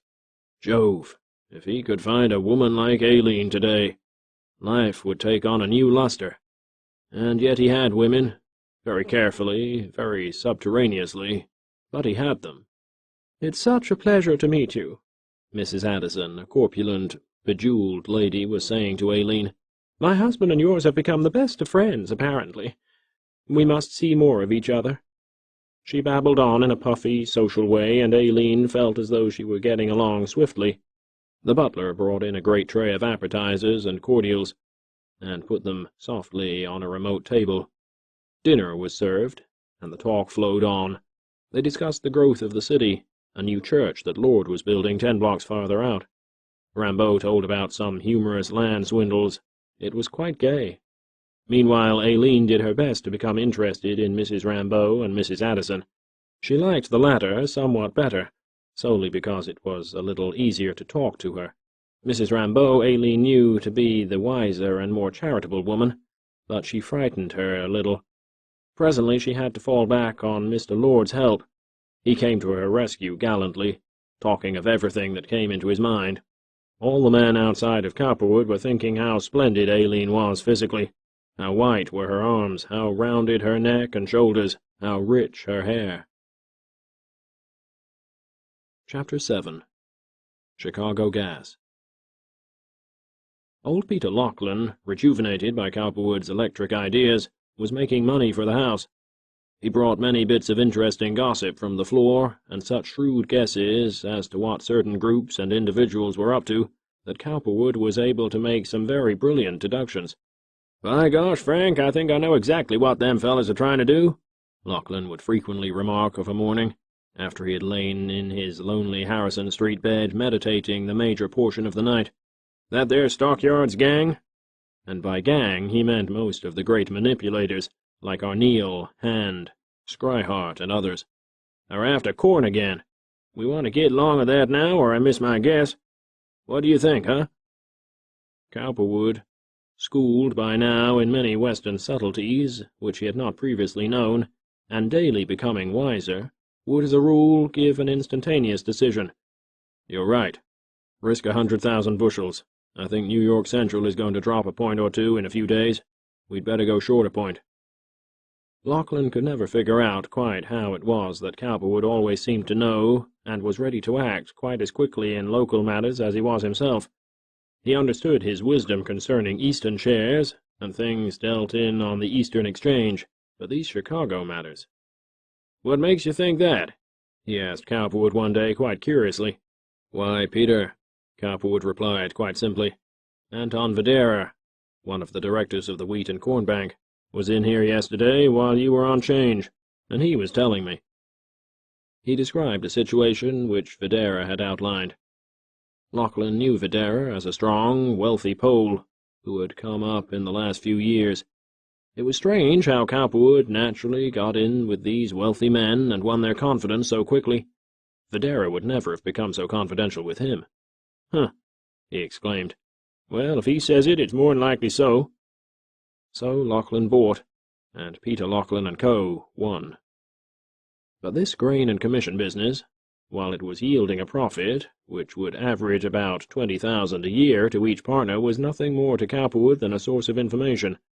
He wanted to get in on something that was sure to bring very great returns within a reasonable time, and that would not leave him in any such desperate situation as he was at the time of the Chicago fire, spread out very thin, as he put it.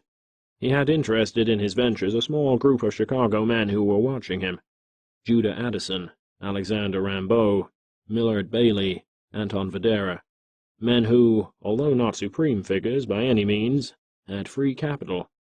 He knew that he could go to them with any truly sound proposition. The one thing that most attracted his attention was the Chicago gas situation, because there was a chance to step in almost unheralded in an as yet unoccupied territory. With franchises once secured, the reader can quite imagine how he could present himself like a Hamilcar Barker in the heart of Spain, or Hannibal at the gates of Rome, with a demand for surrender and a division of spoils. There were at times 3 gas companies operating in the 3 different divisions of the city. The 3 sections, or sides as they were called, south, west, and north. And of these, the Chicago Gas, Light, and Coke Company, organized in 1848 to do business on the south side, was the most flourishing and important. The People's Gas, Light, and Coke Company, doing business on the west side, was a few years younger than the South Chicago Company, and had been allowed to spring into existence through the foolish self-confidence of the organizer and directors of the South Side Company, who had fancied that neither the west side nor the north side was going to develop very rapidly for a number of years to come, and had counted on the city councils allowing them to extend their mains at any time to these other portions of the city. A third company, the North Chicago Gas Illuminating Company, had been organized almost simultaneously with the West Side Company by the same process through which the other companies had been brought into life, their avowed intention, like that of the West Side Company, being to confine their activities to the sections from which the organizers presumably came. Cowperwood's first project was to buy out and combine the three old city companies. With this in view, he looked up the holders of all three corporations, their financial and social status. It was his idea that by offering them 3 for 1, or even 4 for 1, for every dollar represented by the market value of their stock, he might buy in and capitalize the three companies as one. Then, by issuing sufficient stock to cover all his obligations, he would reap a rich harvest, and at the same time leave himself in charge. He approached Judah Addison first as the most available man to help float a scheme of this kind. He did not want him as a partner so much as he wanted him as an investor. "Well, I'll tell you how I feel about this," said Addison finally. "You've hit on a great idea here. It's a wonder it hasn't occurred to someone else before, and you'll want to keep rather quiet about it, or someone else will rush in and do it. We have a lot of venturesome men out here, but I like you, and I'm with you. Now, it wouldn't be advisable for me to go in on this personally. Not openly, anyhow, but I'll promise to see that you get some of the money you want. I like your idea of a central holding company, or pool, with you in charge as trustee, and I'm perfectly willing that you should manage it, for I think you can do it. Anyhow, that leaves me out, apparently, except as an investor.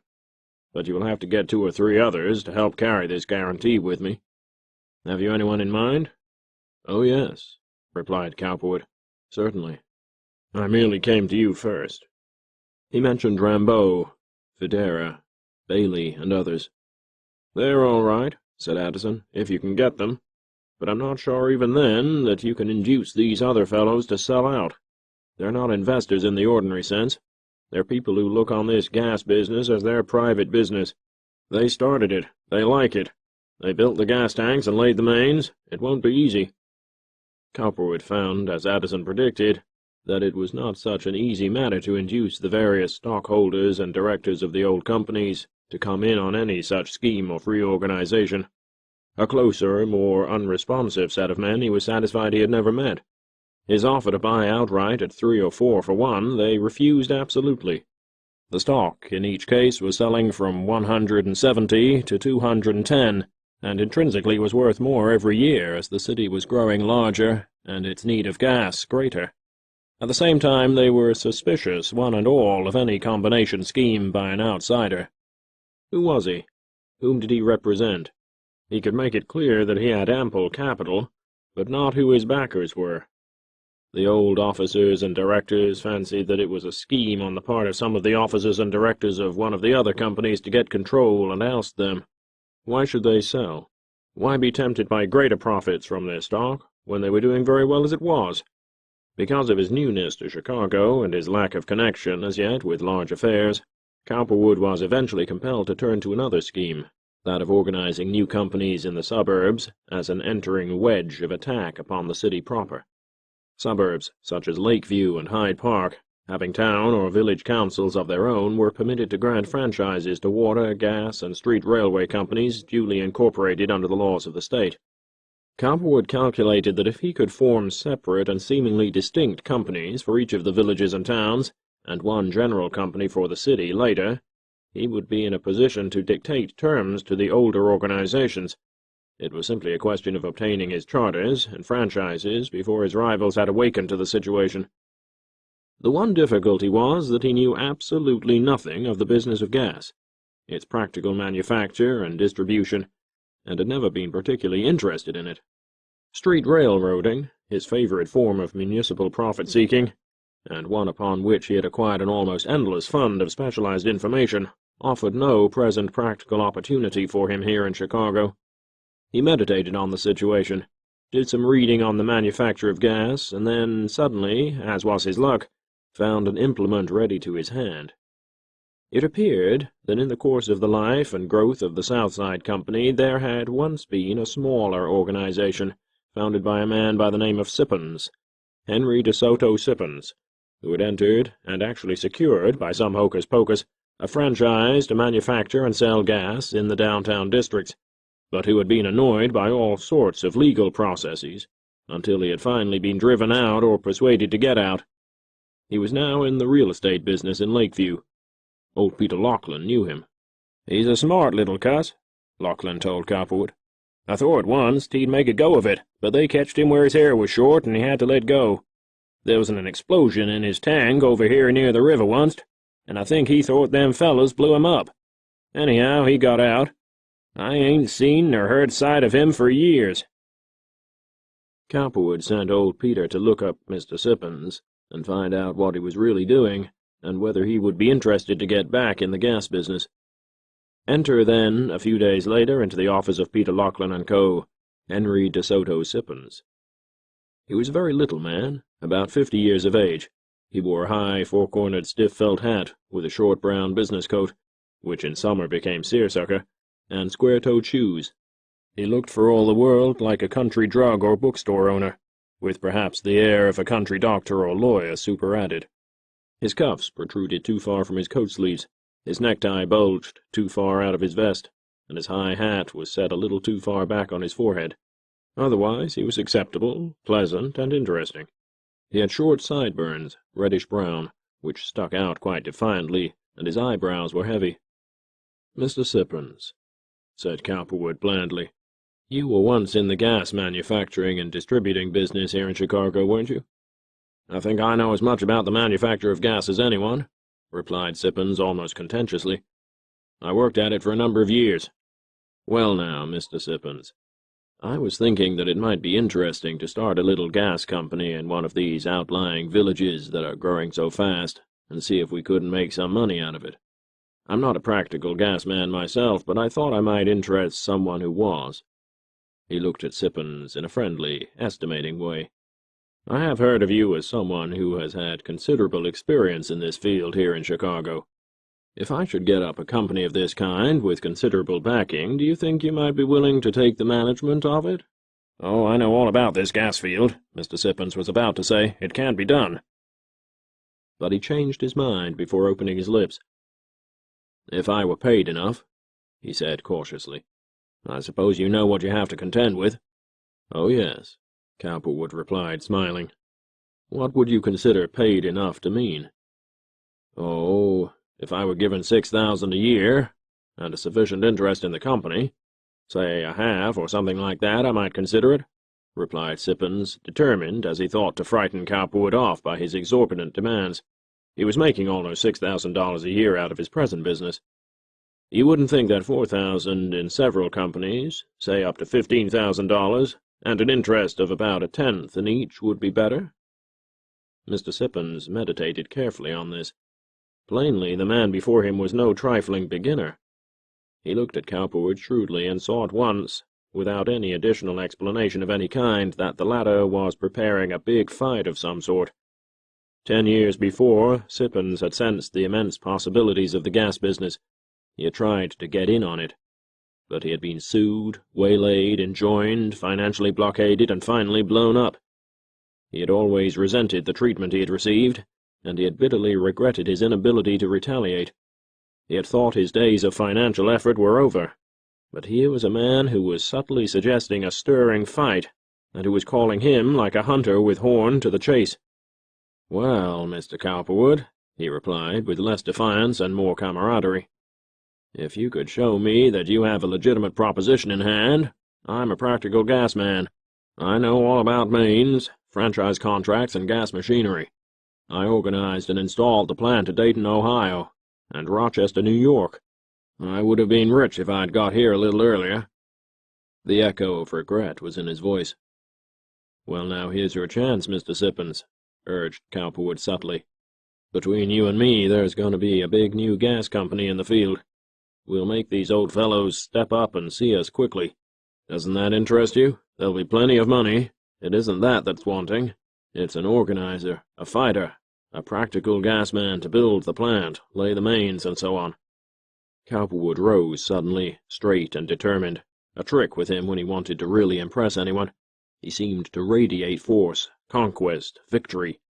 "Do you want to come in?" "Yes, I do, Mr. Cowperwood," exclaimed Sippens, jumping to his feet, putting on his hat and shoving it far back on his head. He looked like a chest-swollen bantam rooster. Cowperwood took his extended hand. "Get your real estate affairs in order. I'll want you to get me a franchise in Lakeview shortly and build me a plant. I'll give you all the help you need. I'll arrange everything to your satisfaction within a week or so. We will want a good lawyer or two." Sippens smiled ecstatically as he left the office. Oh, the wonder of this! And after 10 years! Now he would show those crooks. Now he had a real fighter behind him, a man like himself. Now, by George, the fur would begin to fly. Who was this man, anyhow? What a wonder! He would look him up. He knew that from now on he would do almost anything Cowperwood wanted him to do. Chapter 8. Now this is fighting. When Cowperwood, after failing in his overtures to the 3 city gas companies, confided to Addison his plan of organizing rival companies in the suburbs, the banker glared at him appreciatively. "You're a smart one," he finally exclaimed.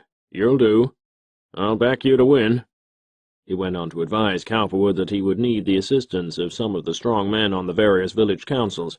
"They're all as crooked as eel's teeth," he went on, "but there are 1 or 2 that are more crooked than others and safer, bellwethers. Have you got your lawyer?" "I haven't picked one yet, but I will. I'm looking around for the right man now." "Well, of course I needn't tell you how important that is. There is one man, old General Van Sickle, who has had considerable training in these matters. He's fairly reliable." The entrance of General Judson P. Van Sickle threw at the very outset a suggestive light on the whole situation. The old soldier, over 50, had been a general of division during the Civil War, and had got his real start in life by filing false titles to property in southern Illinois, and then bringing suits to substantiate his fraudulent claims before friendly associates. He was now a prosperous go-between, requiring heavy retainers, and yet not over-prosperous.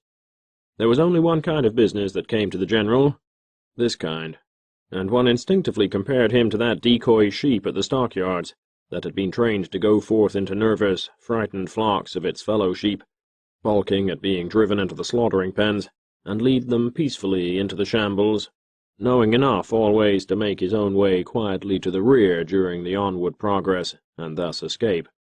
A dusty old lawyer, this, with heaven knows what welter of altered wills, broken promises, subjoined juries, influenced judges, bribed councilmen and legislators, double-intentioned agreements and contracts, and a whole world of shifty, legal calculations and false pretenses floating around in his brain. Among the politicians, judges, and lawyers generally, by reason of past useful services, he was supposed to have some powerful connections. He liked to be called into any case, largely because it meant something to do, and kept him from being bored. When compelled to keep an appointment in winter, he would slip on an old greatcoat of grey twill that he had worn until it was shabby. Then, taking down a soft felt hat, twisted and pulled out of shape by use, he would pull it low over his dull grey eyes and amble forth. In summer his clothes looked as crinkled as though he had slept in them for weeks. He smoked. In cast of countenance he was not wholly unlike General Grant, with a short grey beard and moustache, which always seemed more or less unkempt, and hair that hung down low over his forehead in a grey mass. The poor general. He was neither happy nor very unhappy, a doubting Thomas without faith or hope in humanity, and without any particular affection for anybody. "I'll tell you how it is with these small councils, Mr. Cowperwood," observed Van Sickle sagely, after the preliminaries of the first interview had been dispensed with. "They're worse than the city council, almost, and that's about as bad as it can be. You can't do anything without money where these little fellows are concerned. I don't like to be too hard on men, but these fellows—" He shook his head. "I understand," commented Cowperwood. "They're not very pleasing, even after you make all allowances." "Most of them," went on the general, "won't stay put when you think you have them. They sell out. They're just as apt as not to run to this North Side Gas Company and tell them all about the whole thing, before you get well under way. Then you have to pay them more money. Rival bills will be introduced and all that." The old general pulled a long face. "Still, there are 1 or 2 of them that are all right," he added, "if you can once get them interested. Mr. Duniway and Mr. Correct." "I'm not so much concerned with how it has to be done, General," suggested Cowperwood amiably, "but I want to be sure that it will be done quickly and quietly. I don't want to be bothered with details." Can it be done without too much publicity? And about what do you think it is going to cost? Well, that's pretty hard to say until I look into the matter, said the General thoughtfully. It might cost only $4, and it might cost all of $40,000. Even more, I can't tell. I'd like to take a little time and look into it. The old gentleman was wondering how much Cowperwood was prepared to spend. Well, we won't bother about that now. I'm willing to be as liberal as necessary. I've sent for Mr. Sippens, the president of the Lakeview Gas and Fuel Company, and he'll be here in a little while. You will want to work with him as closely as you can. The energetic Sippens came after a few moments, and he and Van Sickle, after being instructed to be mutually helpful, and to keep Cowperwood's name out of all matters relating to this work, departed together. They were an odd pair, the dusty old general, phlegmatic, disillusioned, useful, but not inclined to feel so, and the smart, chipper Sippens, determined to wreak a kind of poetic vengeance on his old-time enemy, the Southside Gas Company, via this seemingly remote Northside conspiracy. In 10 minutes they were hand in glove, the General describing to Sippens the penurious and unscrupulous brand of Councilman Donnyway's politics, and the friendly but expensive character of Jacob Garrecht. Such is life. In the organization of the Hyde Park Company, Cowperwood, because he never cared to put all his eggs in one basket, decided to secure a second lawyer and a second dummy president, although he proposed to keep DeSoto Sippens as general practical adviser for all 3 or 4 companies. He was thinking this matter over when there appeared on the scene a very much younger man than the old general, one Kent Barrows McKibbin, the only son of ex-Judge Marshall Scramon McKibbin, of the State Supreme Court. Kent McKibbin was 33 years old, tall, athletic, and, after a fashion, handsome.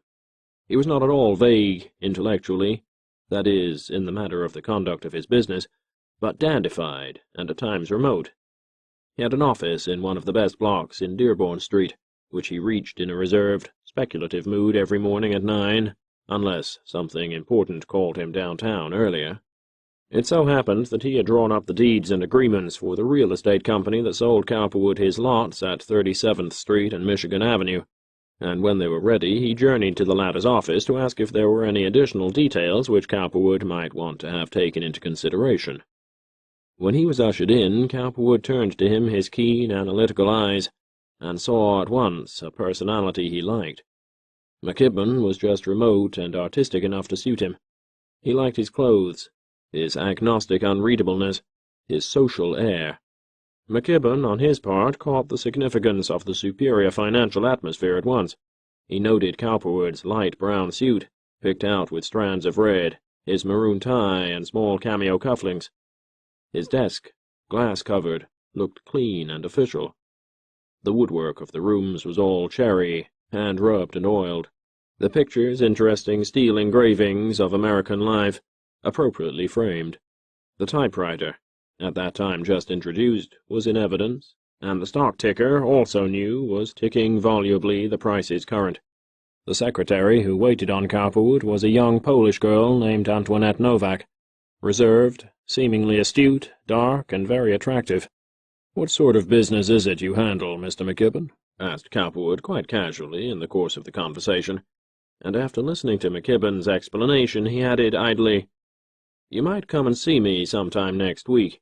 It is just possible I may have something in your line." In another man, McKibbin would have resented this remote suggestion of future aid. Now, instead, he was intensely pleased. The man before him gripped his imagination. His remote intellectuality relaxed.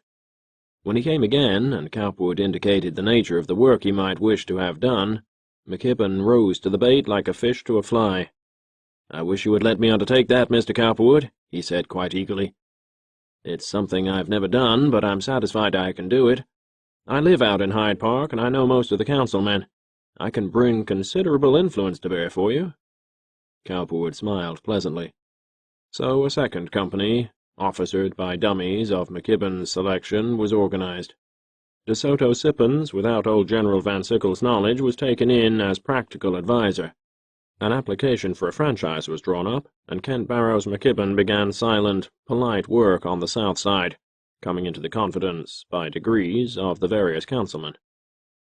There was still a third lawyer, Burton Stimson, the youngest but assuredly not the least able of the three, a pale, dark-haired, Romeo-ish youth with burning eyes whom Cowperwood had encountered doing some little work for Lachlan, and who was engaged to work on the west side with old Lachlan as ostensible organizer, and the sprightly De Soto Sippens as practical adviser.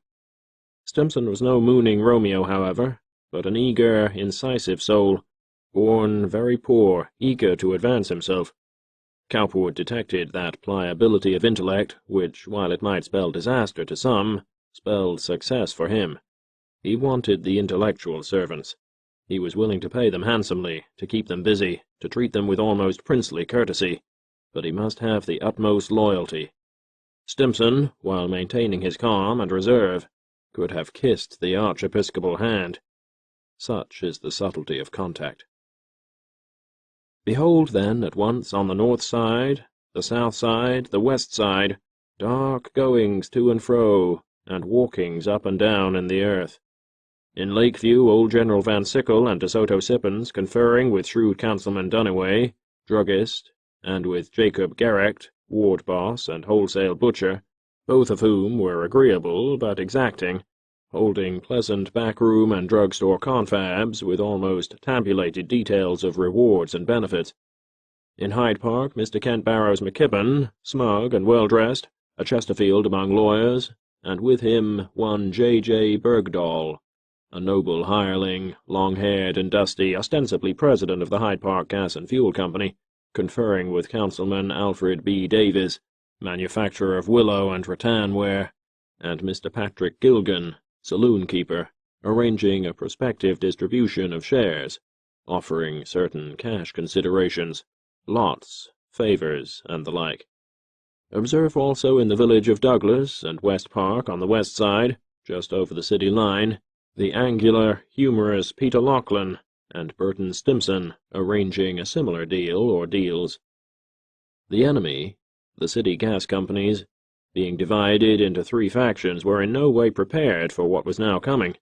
When the news finally leaked out that applications for franchises had been made to the several corporate village bodies, each old company suspected the other of invasion, treachery, robbery. Petty fogging lawyers were sent, one by each company to the village council in each particular territory involved. But no one of the companies had as yet the slightest idea who was back of it all, or of the general plan of operation. Before any one of them could reasonably protest, before it could decide that it was willing to pay a very great deal to have the suburb adjacent to its particular territory left free, before it could organize a legal fight, councilmanic ordinances were introduced giving the applying company what it sought, and after a single reading in each case, and one open hearing, as the law compelled, they were almost unanimously passed. There were loud cries of dismay from minor suburban papers, which had almost been forgotten in the arrangement of rewards. The large city newspapers cared little at first, seeing these were outlying districts. They merely made the comment that the villages were beginning well, following in the steps of the city council in its distinguished career of crime. Cowperwood smiled as he saw in the morning papers the announcement of the passage of each ordinance granting him a franchise. He listened with comfort thereafter, on many a day, to accounts by Lachlan, Sippens, McKibbin, and Van Sickle of overtures made to buy them out, or to take over their franchises. He worked on plans with Sippens, looking to the actual introduction of gas plants. There were bond issues now to float, stock to be marketed, contracts for supplies to be awarded, actual reservoirs and tanks to be built and pipes to be laid.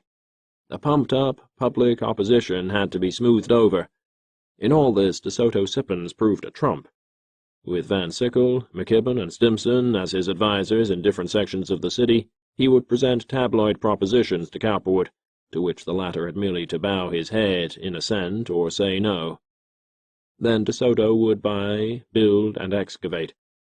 Cowperwood was so pleased that he was determined to keep De Soto with him permanently. De Soto was pleased to think that he was being given a chance to pay up old scores, and to do large things. He was really grateful. "We're not through with those sharpers," he declared to Cowperwood triumphantly one day. "They'll fight us with suits. They may join hands later. They blew up my gas plant. They may blow up ours." "Let them blow," said Cowperwood. We can blow too, and sue also. I like lawsuits. We'll tie them up so that they'll beg for quarter." His eyes twinkled cheerfully. Chapter 9. In Search of Victory. In the meantime, the social affairs of Aileen had been prospering in a small way, for while it was plain that they were not to be taken up at once, that was not to be expected, it was also plain that they were not to be ignored entirely. One thing that helped in providing a nice, harmonious working atmosphere was the obvious, warm affection of Cowperwood for his wife. While many might consider Aileen a little brash or crude, still, in the hands of so strong and capable a man as Cowperwood, she might prove available. So thought Mrs. Addison, for instance, and Mrs. Rambeau. McKibbin and Lord felt the same way. If Cowperwood loved her, as he seemed to do, he would probably put her through successfully. And he really did love her, after his fashion. He could never forget how splendid she had been to him in those old days, when, knowing full well the circumstances of his home, his wife, his children, the probable opposition of her own family, she had thrown over convention and sought his love. How freely she had given of hers. No petty, squeamish bickering and dickering here. He had been her Frank from the start, and he still felt keenly that longing in her to be with him, to be his, which had produced those first, wonderful, almost terrible days. She might quarrel, fret, fuss, argue, suspect, and accuse him of flirtation with other women, but slight variations from the norm in this case did not trouble her. At least she argued that they wouldn't. She had never had any evidence. She was ready to forgive him anything, she said, and she was, too, if only he would love her. "You devil," she used to say to him playfully. "I know you. I can see you looking around. That's a nice stenographer you have in the office. I suppose it's her." "Don't be silly, Aileen," he would reply. "Don't be coarse. You know I wouldn't take up with a stenographer. An office isn't the place for that sort of thing." "Oh, isn't it? Don't silly me. I know you. Any old place is good enough for you." He laughed, and so did she. She could not help it. She loved him so. There was no particular bitterness in her assaults. She loved him, and very often he would take her in his arms, kiss her tenderly, and coo, "Are you my fine big baby? Are you my red-headed doll? Do you really love me so much? Kiss me, then." Frankly, pagan passion in these two ran high. So long as they were not alienated by extraneous things, he could never hope for more delicious human contact. There was no reaction, either, to speak of, no gloomy disgust. She was physically acceptable to him. He could always talk to her in a genial, teasing way, even tender, for she did not offend his intellectuality with prudish or conventional notions. Loving and foolish as she was in some times, she would stand blunt reproof or correction. She could suggest in a nebulous, blundering way things that would be good for them to do. Most of all at present their thoughts centered upon Chicago society, the new house, which by now had been contracted for, and what it would do to facilitate their introduction and standing. Never did a woman's life look more rosy, Aileen thought. It was almost too good to be true. Her Frank was so handsome, so loving, so generous. There was not a small idea about him. What if he did stray from her at times? He remained faithful to her spiritually, and she knew as yet of no single instance in which he had failed her. She little knew, as much as she knew, how blandly he could lie and protest in these matters, that he was fond of her just the same, and he really had not strayed to any extent. By now Cowperwood had invested about $100,000 in his gas company speculations, and he was jubilant over his prospects. The franchises were good for 20 years. By that time he would be nearly 60, and he would probably have bought, combined with, or sold out to the older companies at a great profit. The future of Chicago was all in his favor. He decided to invest as much as $30,000 in pictures if he could find the right ones, and to have Aileen's portrait painted while she was still so beautiful. This matter of art was again beginning to interest him immensely. Addison had 4 or 5 good pictures, a Rousseau, a Greuze, a Vauverman, and one Lawrence, picked up heaven knows where. A hotel man by the name of Collard, A dry goods and real estate merchant was said to have a very striking collection. Addison had told him of one Davis Trask, a hardware prince, who was now collecting. There were many homes, he knew, where art was beginning to be assembled. He must begin too. Cowperwood, once the franchises had been secured, had installed Sippens in his own office, giving him charge for the time being. Small rented offices and clerks were maintained in the region where practical plant building was going on. All sorts of suits to enjoin, annul, and restrain had been begun by the various old companies, but McKibbin, Stimson, and old General Van Sickle were fighting these with Trojan vigor and complacency. It was a pleasant scene. Still, no one knew very much of Cowperwood's entrance into Chicago as yet. He was a very minor figure. His name had not even appeared in connection with this work. Other men were being celebrated daily, a little to his envy. When would he begin to shine? Soon now, surely. So off they went in June, comfortable, rich, gay, in the best of health and spirits, intent upon enjoying to the full their first holiday abroad. It was a wonderful trip. Addison was good enough to telegraph flowers to New York for Mrs. Cowperwood, to be delivered on shipboard. McKibbin sent books of travel. Cowperwood, uncertain whether anybody would send flowers, ordered them himself, 2 amazing baskets, which with Addison's made 3, and these, with attached cards, awaited them in the lobby of the main deck. Several at the captain's table took pains to seek out the Cowperwoods. They were invited to join several card parties, and to attend informal concerts. It was a rough passage, however, and Aileen was sick. It was hard to make herself look just nice enough, and so she kept to her room. She was very haughty, distant to all but a few, and to these careful of her conversation. She felt herself coming to be a very important person. Before leaving, she had almost exhausted the resources of the Donovan establishment in Chicago. Lingerie, boudoir costumes, walking costumes, riding costumes, evening costumes, she possessed in plenty. She had a jewel bag hidden away about her person containing all of $30,000 worth of jewels. Her shoes, stockings, hats, and accessories, in general, were innumerable. Because of all this, Cowperwood was rather proud of her. She had such a capacity for life. His first wife had been pale and rather anemic, while Aileen was fairly bursting with sheer physical vitality. She hummed and jested and primped and posed. There are some souls that just are, without previous revision or introspection. The earth, with all its long past, was a mere suggestion to Aileen, dimly visualized, if at all. She may have heard that there were once dinosaurs and flying reptiles, but if so, it made no deep impression on her.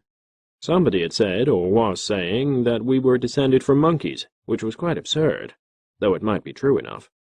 On the sea, the thrashing hills of green water suggested a kind of immensity and terror, but not the immensity of the poet's heart. The ship was safe. The captain at table in brass buttons and blue uniform, eager to be nice to her, told her so. Her faith, really, was in the captain. And there with her always was Cowperwood, looking at this whole moving spectacle of life with a suspicious, not apprehensive, but wary eye, and saying nothing about it. In London, letters given them by Addison brought several invitations to the opera, to dinner, to Goodwood for a week-end, and so on. Carriages, tally-hoes, cabs for riding were invoked. A week-end invitation to a houseboat on the Thames was secured. Their English hosts, looking on all this as a financial adventure, good financial wisdom, were courteous and civil, nothing more.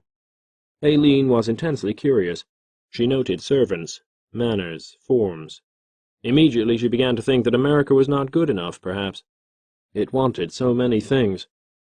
"Now, Aileen, you and I have to live in Chicago for years and years," commented Cowperwood. "Don't get wild. These people don't care for Americans, can't you see that? They wouldn't accept us if we were over here. Not yet, anyhow. We're merely passing strangers being courteously entertained." Cowperwood saw it all. Aileen was being spoiled in a way, but there was no help.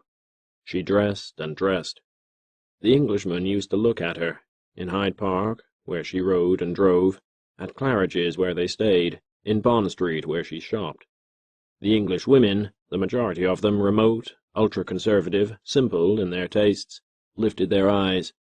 Cowperwood sensed the situation, but said nothing. He loved Aileen, and she was satisfactory to him, at least for the present, anyhow, beautiful. If he could adjust her station in Chicago, that would be sufficient for a beginning.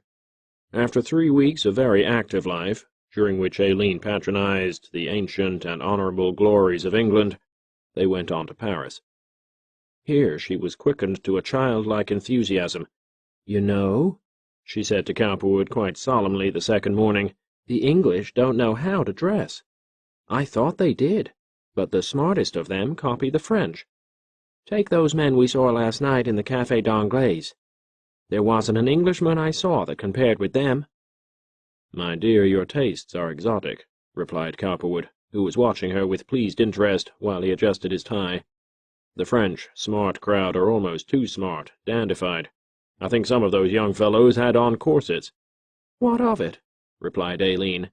"I like it. If you're going to be smart, why not be very smart?" "I know that's your theory, my dear," he said, "but it can be overdone. There is such a thing as going too far. You have to compromise, even if you don't look as well as you might. You can't be too very conspicuously different from your neighbors, even in the right direction." "You know," she said, stopping and looking at him, "I believe you're going to get very conservative some day, like my brothers." She came over and touched his tie and smoothed his hair. "Well, one of us ought to be, for the good of the family," he commented, half smiling. "I'm not so sure, though, that it will be you, either." "It's a charming day. See how nice those white marble statues look? Shall we go to Cluny, or Versailles, or Fontainebleau? Tonight we ought to see Bernhardt at the Française." Aileen was so gay. It was so splendid to be traveling with her true husband at last. It was on this trip that Cowperwood's taste for art and life, and his determination to possess them, revived to the fullest. He made the acquaintance in London, Paris, and Brussels of the important art dealers. His conception of great masters, and the older schools of art, shaped themselves. By one of the dealers in London, who at once recognized in him a possible future patron, he was invited with Aileen to view certain private collections, and here and there was an artist, such as Lord Leighton, Dante Gabriel Rossetti, or Whistler, to whom he was introduced casually, an interested stranger. These men only saw a strong, polite, remote conservative man. He realized the emotional, egotistic, and artistic soul. He felt on the instant that there could be little in common between such men and himself, in so far as personal contact was concerned, yet there was mutual ground on which they could meet. He could not be a slavish admirer of anything, only a princely patron. So he walked and saw, wondering how soon his dreams of grandeur were to be realized. In London he bought a portrait by Raeburn. In Paris, a ploughing scene by Millet, a small Jan Steen, a battle piece by Meissonier, and a romantic courtyard scene by Isabey. Thus began the revival of his former interest in art, the nucleus of that future collection which was to mean so much to him in later years. On their return, the building of the new Chicago mansion created the next interesting diversion in the lives of Aileen and Cowperwood. Because of some chateau they saw in France, that form, or rather a modification of it, as suggested by Taylor Lord, was adopted. Mr. Lord figured that it would take all of a year, perhaps a year and a half, to deliver it in perfect order. But time was of no great importance in this connection. In the meanwhile, they could strengthen their social connections and prepare for that interesting day when they should be of the Chicago elite. There were, at this time, several elements in Chicago. Those who, having grown suddenly rich from dull poverty, could not so easily forget the village church and the village social standards. Those who, having inherited wealth or migrated from the East, where wealth was old, understood more of the savoir-faire of the game. And those who, being newly born into wealth and seeing the drift toward a smarter American life, were beginning to wish they might shine in it. These last, the very young people.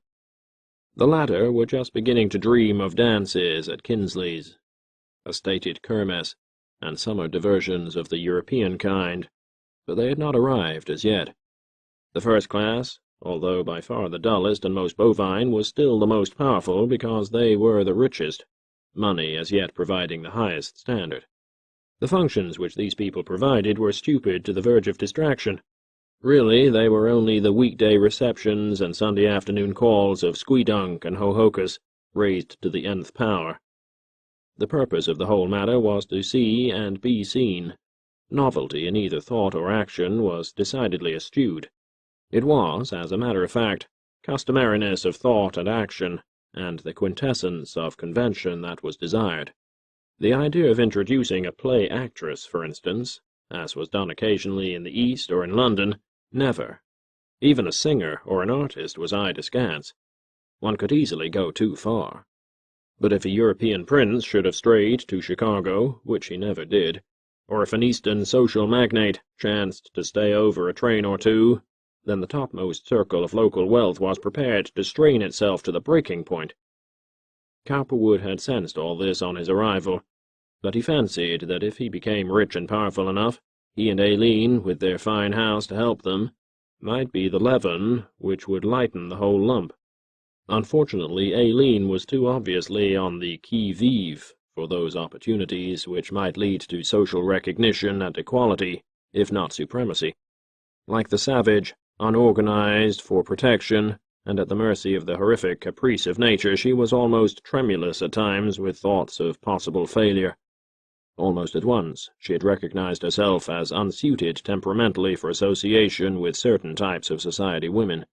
The wife of Anson Merrill, the great dry goods prince, whom she saw in one of the downtown stores one day, impressed her as much too cold and remote. Mrs. Merrill was a woman of superior mood and education, who found herself, in her own estimation, hard put to it for suitable companionship in Chicago.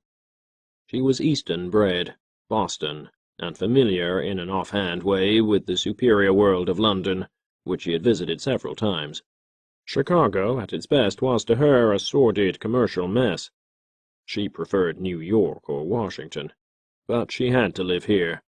Thus she patronized nearly all of those with whom she condescended to associate, using an upward tilt of the head, a tired droop of the eyelids, and a fine, upward arching of the brows to indicate how trite it all was. It was a Mrs. Henry Huddleston who had pointed out Mrs. Merrill to Aileen. Mrs. Huddleston was the wife of a soap manufacturer living very close to the Cowperwoods' temporary home, and she and her husband were on the outer fringe of society. She had heard that the Cowperwoods were people of wealth, that they were friendly with the Addisons, and that they were going to build a $200,000 mansion. The value of houses always grow in the telling. That was enough. She had called, being 3 doors away, to leave her card, and Aileen, willing to curry favor here and there, had responded. Mrs. Huddleston was a little woman, not very attractive in appearance, clever in a social way, and eminently practical. "Speaking of Mrs. Merrill," commented Mrs. Huddleston on this particular day, "there she is, near the dress-goods counter. She always carries that lorgnette in just that way." Aileen turned and examined critically a tall, dark, slender woman of the high world of the West, very remote, disdainful, superior. "You don't know her?" questioned Aileen, curiously surveying her at leisure. "No," replied Mrs. Huddleston defensively. "They live on the north side, and the different sets don't mingle so much." As a matter of fact, it was just the glory of the principal families that they were above this arbitrary division of sides, and could pick their associates from all 3 divisions. "Oh," observed Aileen nonchalantly. She was secretly irritated to think that Mrs. Huddleston should find it necessary to point out Mrs. Merrill to her as a superior person. "You know she darkens her eyebrows a little, I think," suggested Mrs. Huddleston, studying her enviously. "Her husband, they say, isn't the most faithful person in the world. There's another woman, a Mrs. Gladdens, that lives very close to them, that he's very much interested in." "Oh," said Aileen cautiously. After her own Philadelphia experience, she had decided to be on her guard and not indulge in too much gossip. Arrows of this particular kind could so readily fly in her direction. "But her set is really much the smartest," complimented Aileen's companion. Thereafter it was Aileen's ambition to associate with Mrs. Anson Merrill, to be fully and freely accepted by her. She did not know, although she might have feared, that the ambition was never to be realized. But there were others who had called at the first Cowperwood home, or with whom the Cowperwoods managed to form an acquaintance. There were the Sunderland Sleds, Mr. Sled being general traffic manager of one of the southwestern railways entering the city, and a gentleman of taste and culture and some wealth. His wife an ambitious nobody. There were the Walter Rysam Cottons, Cotton being a wholesale coffee broker, but more especially a local social litterateur, his wife a graduate of Vassar. There were the Norrie Simses, Sims being secretary and treasurer of the Douglas Trust and Savings Company, and a power in another group of financial people, a group entirely distinct from that represented by Addison and Rimbaud. Others included the Stanislaw Herxmers, wealthy furriers, the Dwayne Kingslands, wholesale flour, the Webster Israelses, packers, the Bradford Canders, jewelers. All these people amounted to something socially. They all had substantial homes and substantial incomes, so that they were worthy of consideration. The difference between Aileen and most of the women involved a difference between naturalism and illusion. But this calls for some explanation. To really know the state of the feminine mind at this time, one would have to go back to that period of the Middle Ages when the Church flourished and the industrious poet, half-schooled in the facts of life, surrounded women with a mystical halo. Since that day, the maiden, and the matron as well, has been schooled to believe that she is of a finer clay than man, that she was born to uplift him, and that her favours are priceless. This rose-tinted mist of romance, having nothing to do with personal morality, has brought about nevertheless a holier-than-thou attitude of women toward men, and even of women toward women. Now the Chicago atmosphere in which Aileen found herself was composed in part of this very illusion. The ladies to whom she had been introduced were of this high world of fancy. They conceived themselves to be perfect, even as they were represented in religious art and in fiction. Their husbands must be models worthy of their high ideals, and other women must have no blemish of any kind. Aileen, urgent, elemental, would have laughed at all this if she could have understood. Not understanding, she felt diffident and uncertain of herself in certain presences. Instance in this connection, Mrs. Norrie Sims, who was a satellite of Mrs. Anson Merrill. To be invited to the Anson Merrills for tea, dinner, luncheon, or to be driven downtown by Mrs. Merrill was paradise to Mrs. Sims. She loved to recite the bon mots of her idol, to discourse upon her astonishing degree of culture, to narrate how people refused on occasion to believe that she was the wife of Anson Merrill, even though she herself declared it. Those old chestnuts of the social world, which must have had their origin in Egypt and Chaldea. Mrs. Sims herself was a nondescript type, not a real personage, clever, good-looking, tasteful, a social climber. The two Sims children, little girls, had been taught all the social graces of the day, to pose, smirk, genuflect, and the like, to the immense delight of their elders. The nurse in charge was in uniform, the governess was a much put-upon person. Mrs. Sims had a high manner, eyes for those above her only, a serene contempt for the commonplace world in which she had to dwell. During the first dinner at which she entertained the Cowperwoods, Mrs. Sims attempted to dig into Aileen's Philadelphia history, asking if she knew the Arthur Lees, the Trevor Drakes, Roberta Willing, or the Martin Walkers. Mrs. Sims did not know them herself, but she had heard Mrs. Merrill speak of them, and that was enough of a handle whereby to swing them. Aileen, quick on the defence, ready to lie manfully on her own behalf, assured her that she had known them, as indeed she had, very casually, and before the rumour which connected her with Cowperwood had been voiced abroad. "This please, Mrs. Sims, I must tell Nellie," she said, referring thus familiarly to Mrs. Merrill. Aileen feared that if this sort of thing continued, it would soon be all over the town that she had been a mistress before she had been a wife, that she had been the unmentioned correspondent in the divorce suit, and that Cowperwood had been in prison. Only his wealth and her beauty could save her. And would they? One night they had been to dinner at the Dwayne Kingslands, and Mrs. Bradford Candor had asked her in what seemed a very significant way whether she had ever met her friend Mrs. Schuyler Evans of Philadelphia. This frightened Aileen. "Don't you suppose they must know, some of them, about us?" she asked Cowperwood on the way home. "I suppose so," he replied thoughtfully. "I'm sure I don't know. I wouldn't worry about that if I were you. If you worry about it, you'll suggest it to them. I haven't made any secret of my term in prison in Philadelphia, and I don't intend to. It wasn't a square deal, and they had no right to put me there." "I know, dear," replied Aileen. "It might not make so much difference if they did know. I don't see why it should. We're not the only ones that have had marriage troubles, I'm sure." "There's just one thing about this. Either they accept us or they don't. If they don't, well and good. We can't help it. We'll go on and finish the house and give them a chance to be decent. If they won't be, there are other cities. Money will arrange matters in New York, that I know. We can build a real place there and go in on equal terms if we have money enough. And I will have money enough," he added after a moment's pondering. "Never fear, I'll make millions here whether they want me to or not, and after that, well, after that we'll see what we'll see. Don't worry. I haven't seen many troubles in this world that money wouldn't cure." His teeth had that even set that they always assumed when he was dangerously in earnest. He took Aileen's hand, however, and pressed it gently. "Don't worry," he repeated. "Chicago isn't the only city, and we won't be the poorest people in America either in 10 years. Just keep up your courage. It will all come out right, it's certain to." Aileen looked out on the lamplit length of Michigan Avenue, down which they were rolling past many silent mansions. The tops of all the lamps were white and gleamed through the shadows, receding to a thin point. It was dark, but fresh and pleasant. Oh, if only Frank's money could buy them position and friendship in this interesting world! If it only would! She did not quite realize how much on her own personality, or the lack of it, this struggle depended. Chapter 10. A Test. The opening of the house in Michigan Avenue occurred late in November in the fall of 1878, when Aileen and Cowperwood had been in Chicago about 2 years.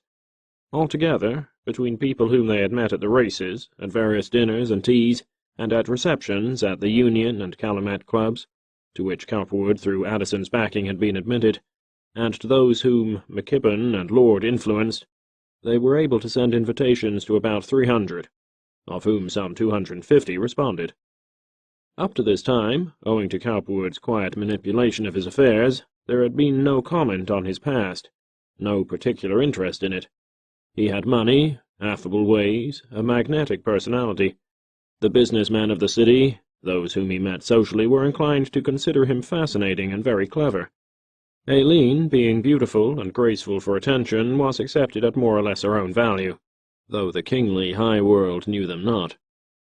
It is amazing what a showing the socially unplaced can make on occasion where tact and discrimination are used. There was a weekly social paper published in Chicago at this time, a rather able publication as such things go, which Cowperwood, with McKibbin's assistance, had pressed into service.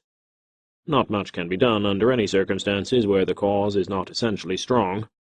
But where, as in this case, there is a semblance of respectability, considerable wealth, and great force and magnetism, all things are possible. Kent McKibbin knew Horton Biggers, the editor, who was a rather desolate and disillusioned person of 45, grey and depressed-looking, a sort of human sponge or barnacle, who was only galvanized into seeming interest and cheerfulness by sheer necessity. Those were the days when the society editor was accepted as a member of society de facto, and treated more as a guest than a reporter, though even then the tendency was toward elimination. Working for Cowperwood and liking him, McKibbin said to Biggers one evening, "You know the Cowperwoods, don't you, Biggers?" "No," replied the latter, who devoted himself barnacle-wise to the more exclusive circles. "Who are they?" "Why, he's a banker over here in LaSalle Street. They're from Philadelphia. Mrs. Cowperwood's a beautiful woman, young and all that. They're building a house out here on Michigan Avenue. You ought to know them. They're going to get in, I think. The Addisons like them. If you were to be nice to them now, I think they'd appreciate it later. He's rather liberal, and a good fellow." Biggers pricked up his ears. This social journalism was thin picking at best, and he had very few ways of turning an honest penny. The would-bes and half-ins who expected nice things said of them had to subscribe, and rather liberally, to his paper. Not long after this brief talk, Cowperwood received a subscription blank from the business office of the Saturday Review, and immediately sent a check for $100 to Mr. Horton Biggers direct. Subsequently, certain not very significant personages noticed that when the Cowperwoods dined at their boards, The function received comment by the Saturday Review, not otherwise. It looked as though the Cowperwoods must be favored. But who were they, anyhow? The danger of publicity, and even moderate social success, is that scandal loves a shining mark. When you begin to stand out in the least way in life, as separate from the mass, the cognoscenti wish to know who, what, and why. The enthusiasm of Aileen, combined with the genius of Cowperwood, was for making their opening entertainment a very exceptional affair, which, under the circumstances, and all things considered, was a dangerous thing to do. As yet Chicago was exceedingly slow socially. Its movements were, as has been said, more or less bovine and phlegmatic. To rush in with something utterly brilliant and pyrotechnic was to take notable chances. The more cautious members of Chicago society, even if they did not attend, would hear, and then would come ultimate comment and decision. The function began with a reception at 4, which lasted until 6:30, and this was followed by a dance at 9, with music by a famous stringed orchestra of Chicago, a musical program by artists of considerable importance, and a gorgeous supper from 11 until 1 in a Chinese fairyland of lights, at small tables filling 3 of the ground-floor rooms. As an added fillip to the occasion, Cowperwood had hung not only the important pictures which he had purchased abroad, but a new one, a particularly brilliant Gérôme, then in the heyday of his exotic popularity, a picture of nude odalisques of the harem, idling beside a highly coloured stone marquetry of an oriental bath. It was more or less loose art for Chicago, shocking to the uninitiated, though harmless enough to the Illuminati. But it gave a touch of colour to the art gallery which the latter needed. There was also newly arrived and newly hung a portrait of Aileen by a Dutch artist, Jan van Beers, whom they had encountered the previous summer at Brussels. He had painted Aileen in 9 sittings, a rather brilliant canvas, high in key, with a summery out-of-door world behind her, a low stone-curbed pool, the red corner of a Dutch brick palace, a tulip bed, and a blue sky with fleecy clouds. Aileen was seated on the curved arm of a stone bench, green grass at her feet, and pink and white parasol with a lacy edge held idly to one side, her rounded, vigorous figure clad in the latest mode of Paris, a white and blue-striped silk walking suit, with a blue and white banded straw hat, wide-brimmed, airy, shading her lusty animal eyes. The artist had caught her spirit quite accurately, the dash, the assumption, the bravado based on the courage of inexperience or lack of true subtlety.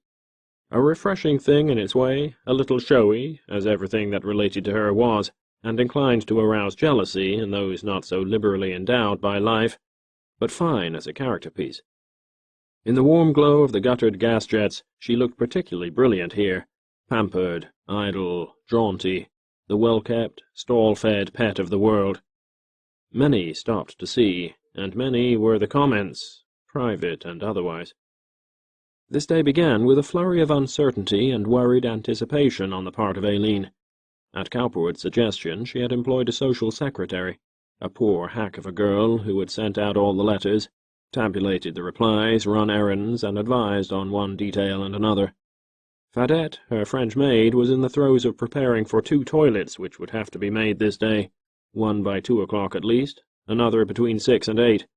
Her mon dieus and parbleus could be heard continuously as she hunted for some article of dress, or polished an ornament, buckle, or pin. The struggle of Aileen to be perfect was, as usual, severe. Her meditations as to the most becoming gown to wear were trying. Her portrait was on the east wall in the art gallery, a spur to emulation. She felt as though all society were about to judge her.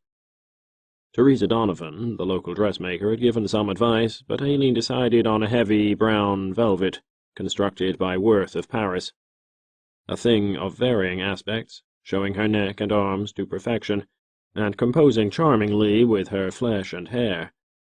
She tried amethyst earrings, and changed to topaz. She stockinged her legs in brown silk, and her feet were shod in brown slippers with red enamel buttons.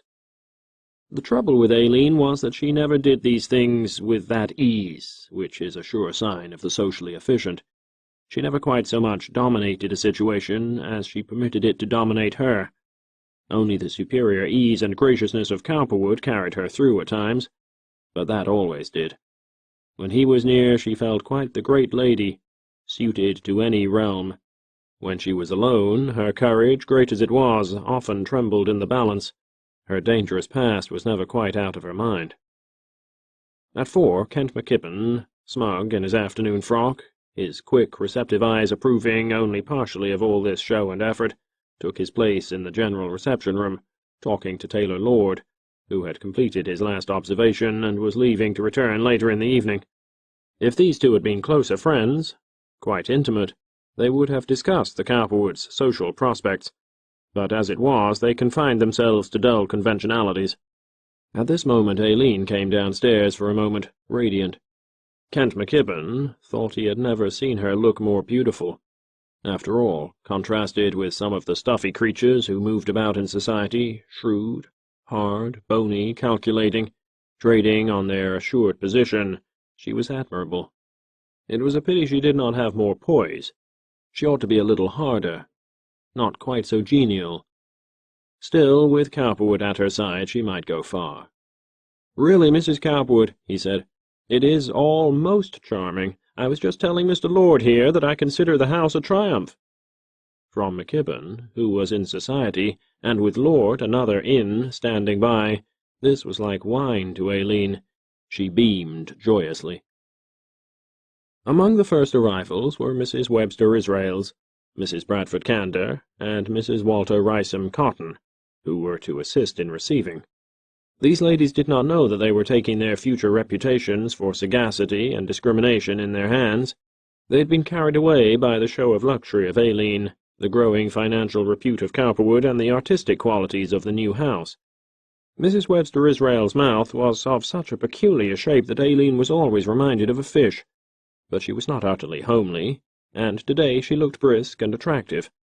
Mrs. Bradford Candor, whose old rose and silver-grey dress made up in part for an amazing angularity, but who was charming withal, was the soul of interest, for she believed this to be a very significant affair. Mrs. Walter Rysam Cotton, a younger woman than either of the others, had the polish of Vassar life about her, and was above many things. Somehow she half suspected the Cowperwoods might not do, but they were making strides, and might possibly surpass all other aspirants. It behooved her to be pleasant. Life passes from individuality and separateness at times to a sort of Monticelli-esque mood of colour, where individuality is nothing, the glittering totality all. The new house, with its charming French windows on the ground floor, its heavy bands of stone flowers and deep-sunk, florated doors, was soon crowded with a moving, colourful flow of people.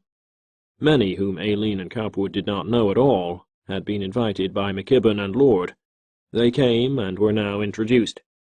The adjacent side streets and the open space in front of the house were crowded with champing horses and smartly veneered carriages. All with whom the Cowperwoods had been the least intimate came early, and, finding the scene colourful and interesting, they remained for some time. The caterer, Kinsley, had supplied a small army of trained servants, who were posted like soldiers and carefully supervised by the Cowperwood butler. The new dining-room, rich with a Pompeian scheme of colour, was aglow with a wealth of glass and an artistic arrangement of delicacies. The afternoon costumes of the women, ranging through autumnal greys, purples, browns, and greens, blended effectively with the brown-tinted walls of the entry-hall, the deep grey and gold of the general living-room, the old Roman red of the dining-room, the white and gold of the music-room, and the neutral sepia of the art-gallery. Aileen, backed by the courageous presence of Cowperwood, who, in the dining-room, the library, and the art-gallery was holding a private levee of men, stood up in her vain beauty, a thing to see, almost to weep over, embodying the vanity of all seeming things, the mockery of having and yet not having. This parading throng that was more curious than interested, more jealous than sympathetic, more critical than kind, was coming almost solely to observe. "Do you know, Mrs. Cowperwood," Mrs. Sims remarked lightly, "your house reminds me of an art exhibit today. I hardly know why." Aileen, who caught the implied slur, had no clever words wherewith to reply. She was not gifted in that way, but she flared with resentment. "Do you think so?" she replied caustically. Mrs. Sims, not all dissatisfied with the effect she had produced, passed on with a gay air, attended by a young artist who followed amorously in her train. Aileen saw from this, and other things like it, how little she was really in. The exclusive set did not take either her or Cowperwood seriously as yet.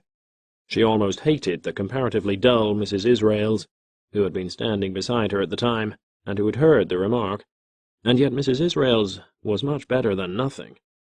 Mrs. Sims had condescended a mild "how do" to the latter. It was in vain that the Addisons, Sleds, Kingslands, Hooksmas, and others made their appearance. Aileen was not reassured. However, after dinner the younger set, influenced by McKibbin, came to dance, and Aileen was at her best in spite of her doubts. She was gay, bold, attractive. Kent McKibbin, a past master in the mazes and mysteries of the Grand March, had the pleasure of leading her in that airy, fairy procession, followed by Cowperwood, who gave his arm to Mrs. Sims. Aileen, in white satin, with a touch of silver here and there, and necklet, bracelet, earrings, and hair ornament of diamonds, glittered in almost an exotic way. She was positively radiant. McKibbin, almost smitten, was most attentive. "This is such a pleasure," he whispered intimately. "You are very beautiful, a dream." "You would find me a very substantial one," returned Aileen. "Would that I might find," he laughed gaily, and Aileen, gathering the hidden significance, showed her teeth teasingly. Mrs. Sims, engrossed by Cowperwood, could not hear as she would have liked. After the march, Aileen, surrounded by a half-dozen of gay, rudely thoughtless young bloods, escorted them all to see her portrait.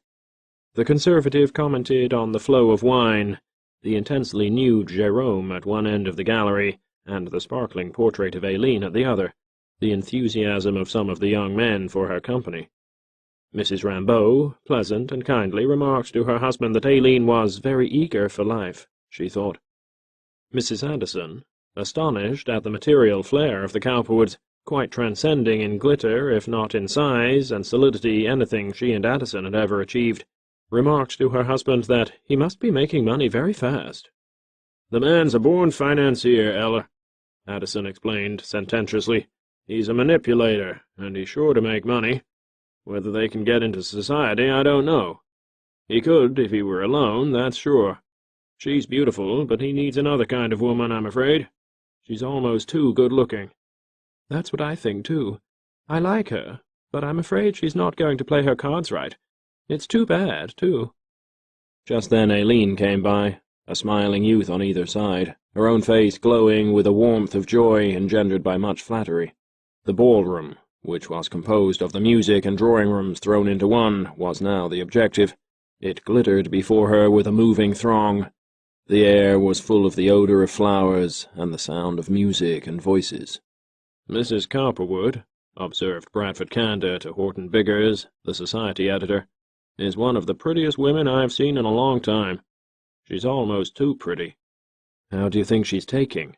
queried the cautious Biggers. "Charming. But she's hardly cold enough, I'm afraid, hardly clever enough. It takes a more serious type. She's a little too high-spirited. These old women would never want to get near her. She makes them look too old. She'd do better if she were not so young and so pretty." "That's what I think exactly," said Biggers. As a matter of fact, he did not think so at all. He had no power of drawing any such accurate conclusions, but he believed it now because Bradford Candor had said it. Chapter 11. The Fruits of Daring.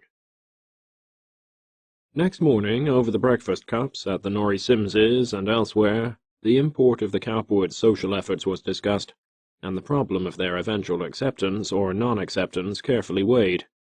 "The trouble with Mrs. Cowperwood," observed Mrs. Sims, "is that she is too gauche. The whole thing was much too showy, the idea of her portrait at one end of the gallery and that Jerome at the other. And then this item in the press this morning. Why, you'd really think they were in society."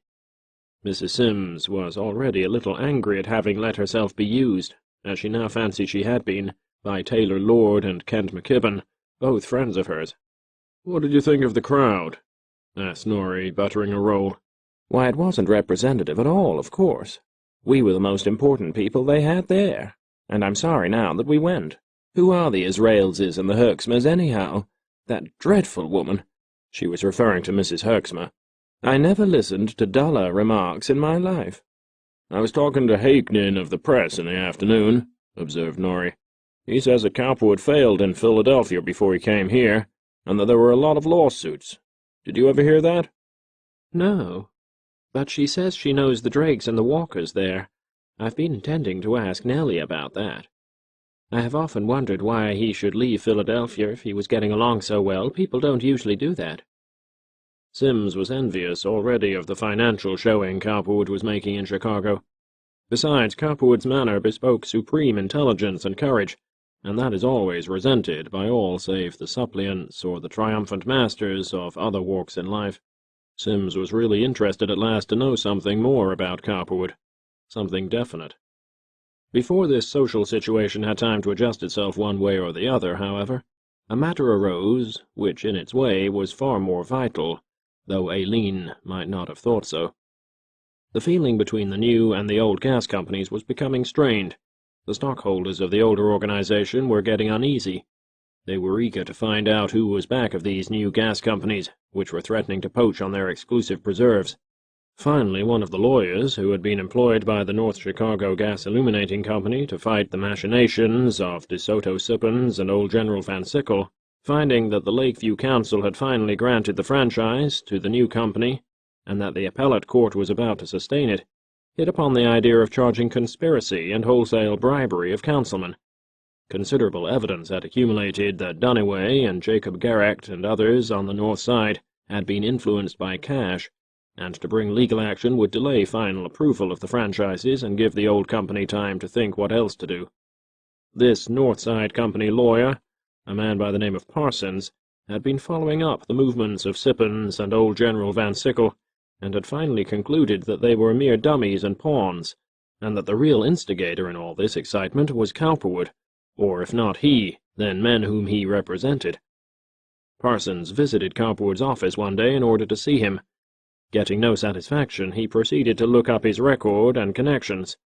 These various investigations and counter-schemings came to a head in a court proceeding filed in the United States Circuit Court late in November, charging Frank Algernon Cowperwood, Henry DeSoto Sippens, Judson P. Van Sickle, and others with conspiracy.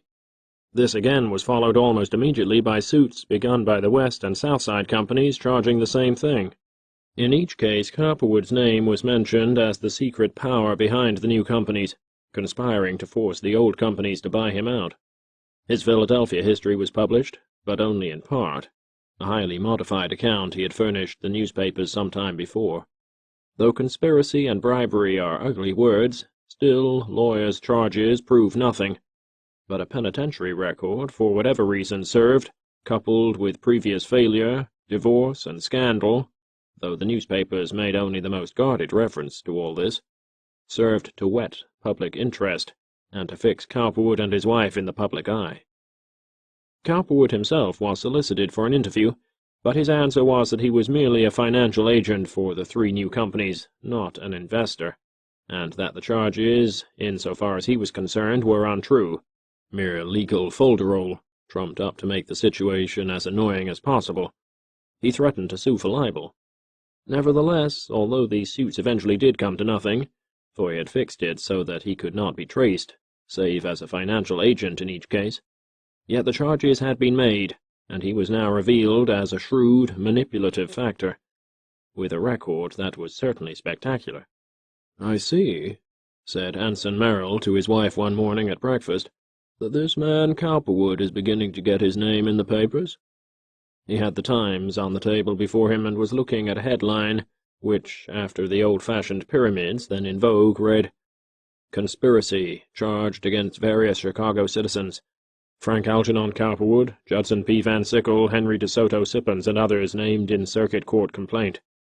It went on to specify other facts. "I supposed he was just a broker." "I don't know much about them," replied his wife, "except what Bella Sims tells me. What does it say?" He handed her the paper. "I've always thought they were merely climbers," continued Mrs. Merrill. "From what I hear, she is impossible. I never saw her." "He begins well for a Philadelphian," smiled Merrill. "I've seen him at the Calumet. He looks a very shrewd man to me. He's going about his work in a brisk spirit, anyhow." Similarly, Mr. Norman Scrihart, a man who up to this time had taken no thought of Cowperwood, although he had noted his appearance about the halls of the Calumet and Union League clubs, began to ask seriously who he was.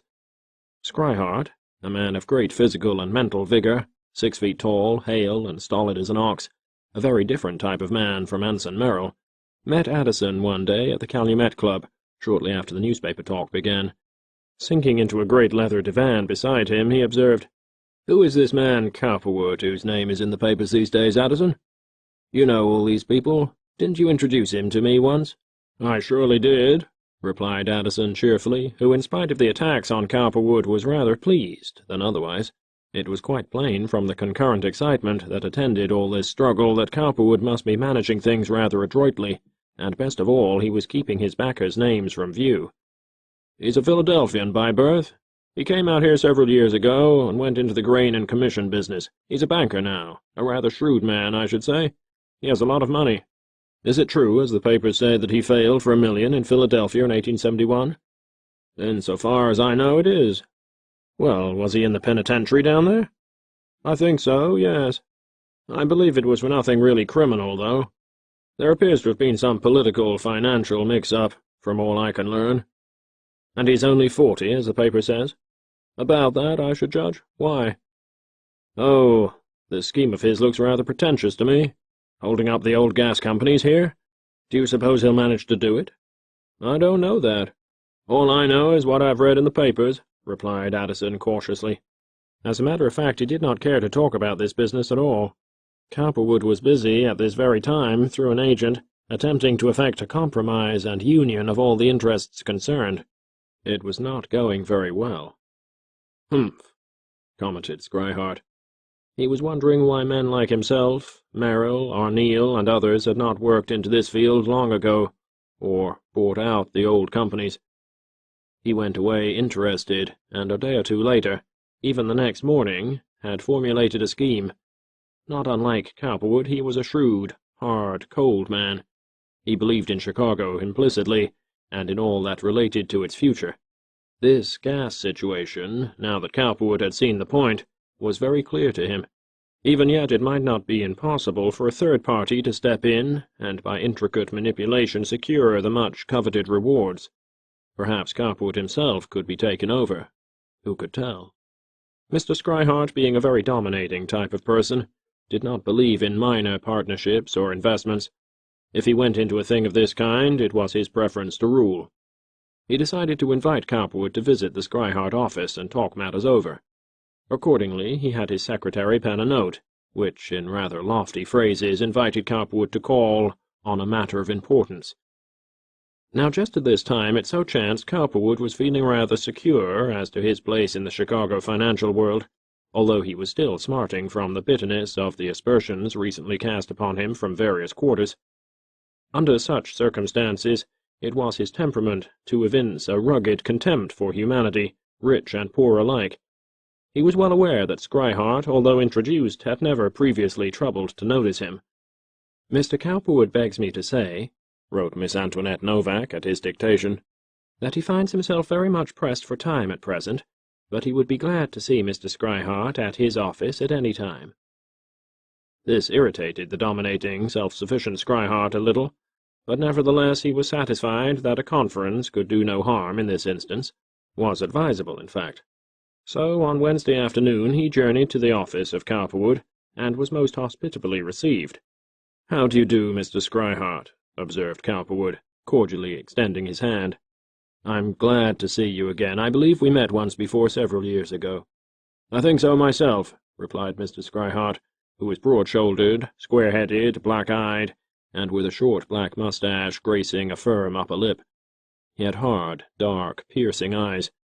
"I see by the papers, if they can be trusted," he said, coming direct to the point, "that you are interesting yourself in local gas. Is that true?"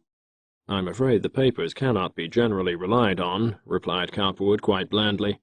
Would you mind telling me what makes you interested to know whether I am or not?"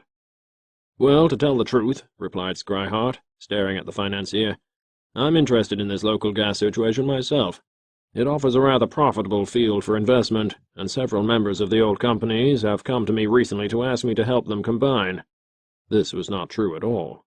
"I've been wondering what chance you thought you had of winning along the lines you are now taking." Cowperwood smiled. "I hardly care to discuss that," he said, "unless I know much more of your motives and connections than I do at present. Do I understand that you have really been appealed to by stockholders of the old companies to come in and help adjust this matter?" "Exactly," said Scryhart. "And you think you can get them to combine? On what basis?" "Oh, I should say it would be a simple matter to give each of them 2 or 3 shares of a new company for 1 in each of the old. We could then elect 1 set of officers, have 1 set of offices, stop all these suits, and leave everybody happy."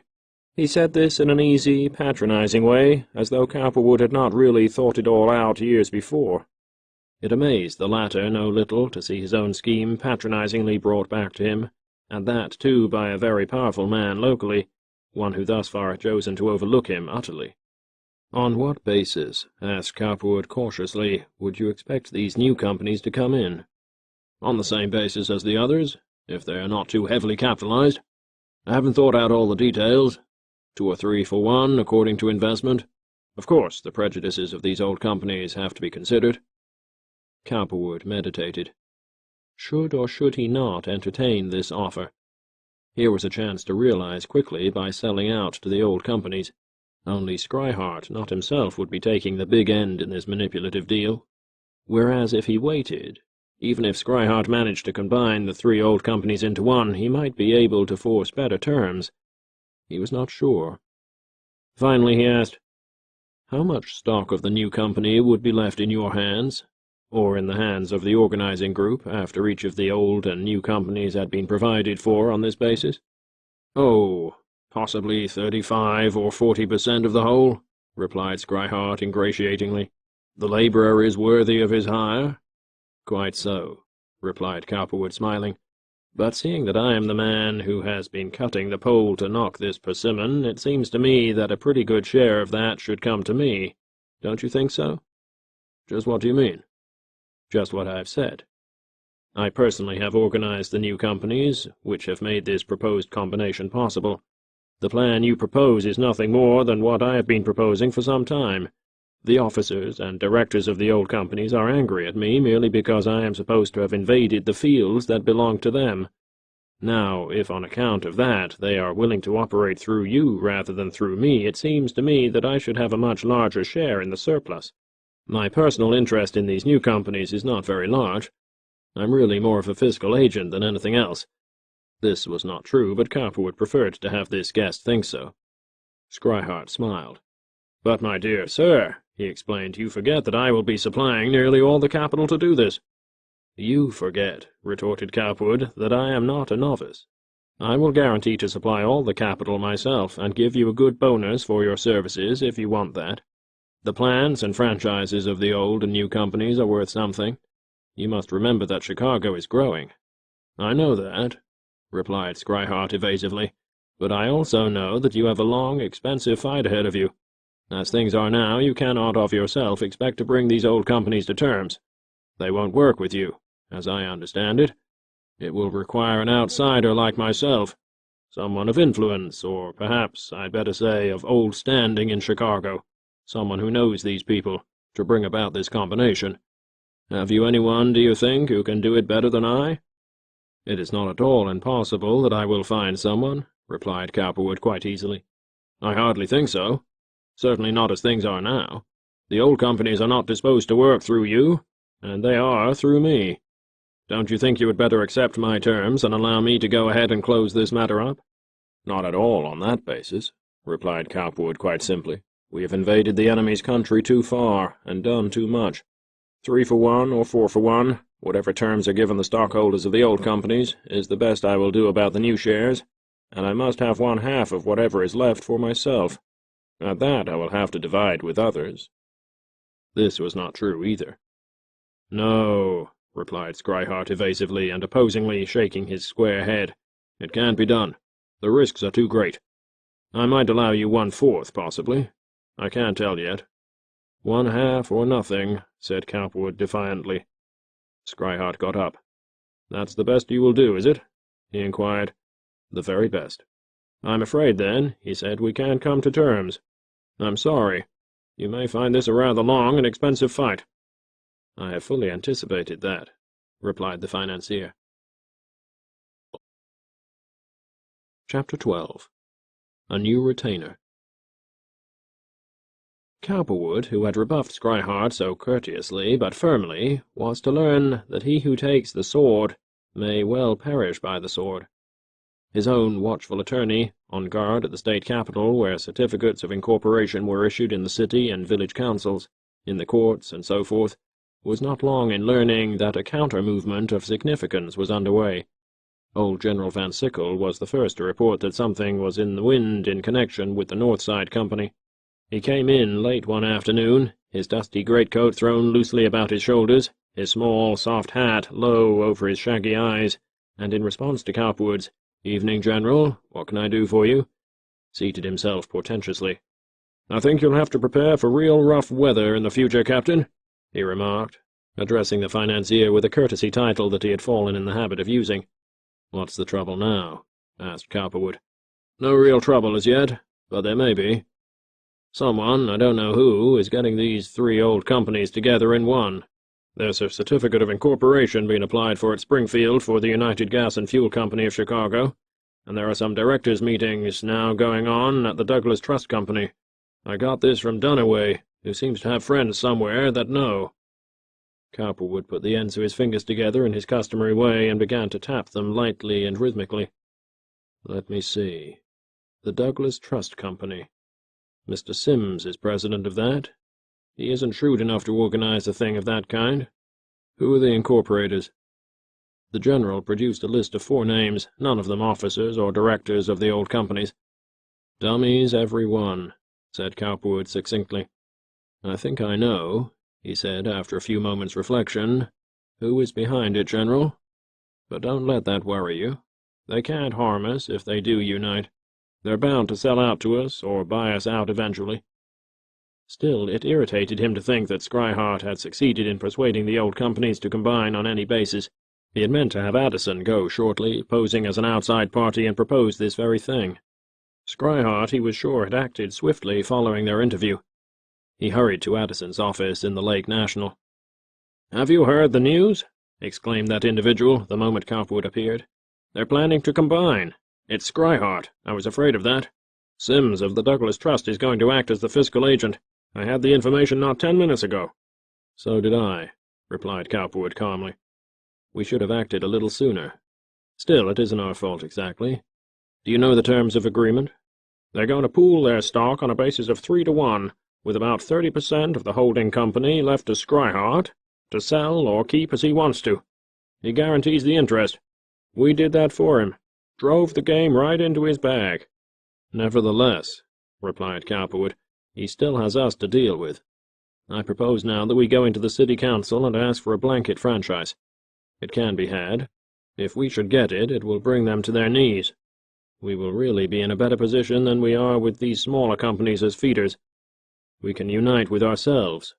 That will take considerable money, won't it?" "Not so much. We may never need to lay a pipe or build a plant. They will offer to sell out, buy, or combine before that. We can fix the terms. Leave it to me. You don't happen to know by any chance this Mr. McKenty, who has so much to say in local affairs here? John J. McKenty?" Cowperwood was referring to a man who was at once gambler, rumored owner or controller of a series of houses of prostitution, rumored maker of mayors and aldermen, rumored financial backer of many saloons and contracting companies. In short, the patron saint of the political and social underworld of Chicago, and who was naturally to be reckoned with in matters which related to the city and state legislative program. "I don't," said Addison, "but I can get you a letter. Why?" "Don't trouble to ask me that now. Get me as strong an introduction as you can." "I'll have one for you today sometime," replied Addison efficiently. "I'll send it over to you." Cowperwood went out while Addison speculated as to this newest move. Trust Cowperwood to dig a pit into which the enemy might fall. He marveled sometimes at the man's resourcefulness. He never quarreled with the directness and incisiveness of Cowperwood's action. The man McKenty, whom Cowperwood had in mind in this rather disturbing hour, was as interesting and forceful an individual as one would care to meet anywhere, a typical figure of Chicago and the West at the time. He was a pleasant, smiling, bland, affable person, not unlike Cowperwood in magnetism and subtlety, but different by a degree of animal coarseness, not visible on the surface, which Cowperwood would scarcely have understood, and in a kind of temperamental pull drawing to him that vast, pathetic life of the underworld, in which his soul found its solution. There is a kind of nature, not artistic, not spiritual, in no way emotional, nor yet unduly philosophical, that is nevertheless a sphered content of life. Not crystalline, perhaps, and yet not utterly dark. An agate temperament, cloudy and strange. As a 3-year-old child, McKenty had been brought from Ireland by his emigrant parents during a period of famine. He had been raised on the far south side in a shanty which stood near a maze of railroad tracks, and as a naked baby he had crawled on its earthen floor. His father had been promoted to a section boss after working for years as a day laborer on the adjoining railroad, and John Jr., one of 8 other children, had been sent out early to do many things, to be an errand boy in a store, a messenger boy for a telegraph company, an emergency sweep about a saloon, and finally a bartender. This last was his true beginning, for he was discovered by a keen-minded politician and encouraged to run for the state legislature, and to study law. Even as a stripling, what things had he not learned? Robbery, ballot-box stuffing, the sale of votes, the appointive power of leaders, graft, nepotism, vice, exploitation, all the things that go to make up, or did, the American world of politics and financial and social strife. There is a strong assumption in the upper walks of life that there is nothing to be learned at the bottom. If you could have looked into the capacious but balanced temperament of John J. McKenty, you would have seen a strange wisdom there, and strange memories, whole worlds of brutalities, tendernesses, errors, immoralities, suffered, endured, even rejoiced in. The hardy, eager life of the animal that has nothing but its perceptions, instincts, appetites to guide it. Yet the man had the air and the poise of a gentleman. Today, at 48, McKenty was an exceedingly important personage. His roomy house on the west side at Harrison Street and Ashland Avenue was visited at sundry times by financiers, businessmen, office-holders, priests, saloon-keepers, in short, the whole range and gamut of active, subtle, political life. From McKenty they could obtain that counsel, wisdom, surety, solution, which all of them on occasion were anxious to have, and which in one deft way and another, often by no more than gratitude and an acknowledgment of his leadership, they were willing to pay for. To police captains and officers whose places he occasionally saved when they should justly have been discharged, to mothers whose erring boys or girls he took out of prison and sent home again, to keepers of bawdy houses whom he protected from a too harsh invasion of the grafting propensities of the local police, to politicians and saloon-keepers who were in danger of being destroyed by public upheavals of one kind and another. He seemed, in hours of stress, when his smooth, genial, almost artistic face beamed on them, like a heaven-sent sun of light, a kind of Western god, all-powerful, all-merciful, perfect. On the other hand, there were ingrates, uncompromising or pharisaical religionists and reformers, plotting, scheming rivals who found him deadly to contend with. There were many henchmen, runners from an almost imperial throne to do his bidding. He was simple in dress and taste, married, and apparently very happy, a professing, though virtually non-practicing Catholic, a suave, genial, Buddha-like man, powerful and enigmatic. When Cowperwood and McKenty first met, it was on a spring evening at the latter's home. The windows of the large house were pleasantly open, though screened, and the curtains were blowing faintly in a light air. Along with a sense of the new green life everywhere came a breath of stockyards. On the presentation of Addison's letter and of another secured through Van Sickle from a well-known political judge, Cowperwood had been invited to call. On his arrival he was offered a drink, a cigar, introduced to Mrs. McKenty, who, lacking an organized social life of any kind, was always pleased to meet these celebrities of the upper world, if only for a moment, and shown eventually into the library. Mrs. McKenty, as he might have observed if he had had the eye for it, was plump and 50, a sort of superannuated Aileen, but still showing traces of a former hardy beauty, and concealing pretty well the evidences that she had once been a prostitute. It so happened that on this particular evening McKenty was in a most genial frame of mind. There were no immediate political troubles bothering him just now. It was early in May. Outside the trees were budding, the sparrows and robins were voicing their several moods, a delicious haze was in the air, and some early mosquitoes were reconnoitering the screens which protected the windows and doors. Cowperwood, in spite of his various troubles, was in a complacent state of mind himself. He liked life, even its very difficult complications, perhaps its complications best of all. Nature was beautiful, tender at times, but difficulties, plans, plots, schemes to unravel and make smooth, these things were what made existence worthwhile. "Well now, Mr. Cowperwood," McKenty began, when they finally entered the cool, pleasant library, "what can I do for you?" "Well, Mr. McKenty," said Mr. Cowperwood, choosing his words and bringing the finest resources of his temperament into play, "it isn't so much, and yet it is. I want a franchise from the Chicago City Council, and I want you to help me get it, if you will. I know you may say to me, why not go to the councilman direct? I would do that, except that there are certain other elements, individuals, who might come to you. I won't offend you, I know, when I say that I have always understood that you are a sort of clearing-house for political troubles in Chicago." Mr. McKenty smiled. "That's flattering," he replied dryly. "Now, I'm rather new myself to Chicago," went on Cowperwood softly. "I've been here only a year or two. I come from Philadelphia. I've been interested as a fiscal agent and an investor in several gas companies that have been organized in Lakeview, Hyde Park, and elsewhere outside the city limits, as you may possibly have seen in the papers lately. I'm not their owner, in the sense that I've provided all or even a good part of the money invested in them. I'm not even their manager, except in a very general way. I might better be called their promoter and guardian.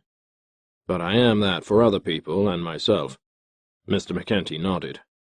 "Now, Mr. McKenty, it was not very long after I started out to get franchises to do business in Lakeview and Hyde Park before I found myself confronted by the interests which controlled the three old city gas companies.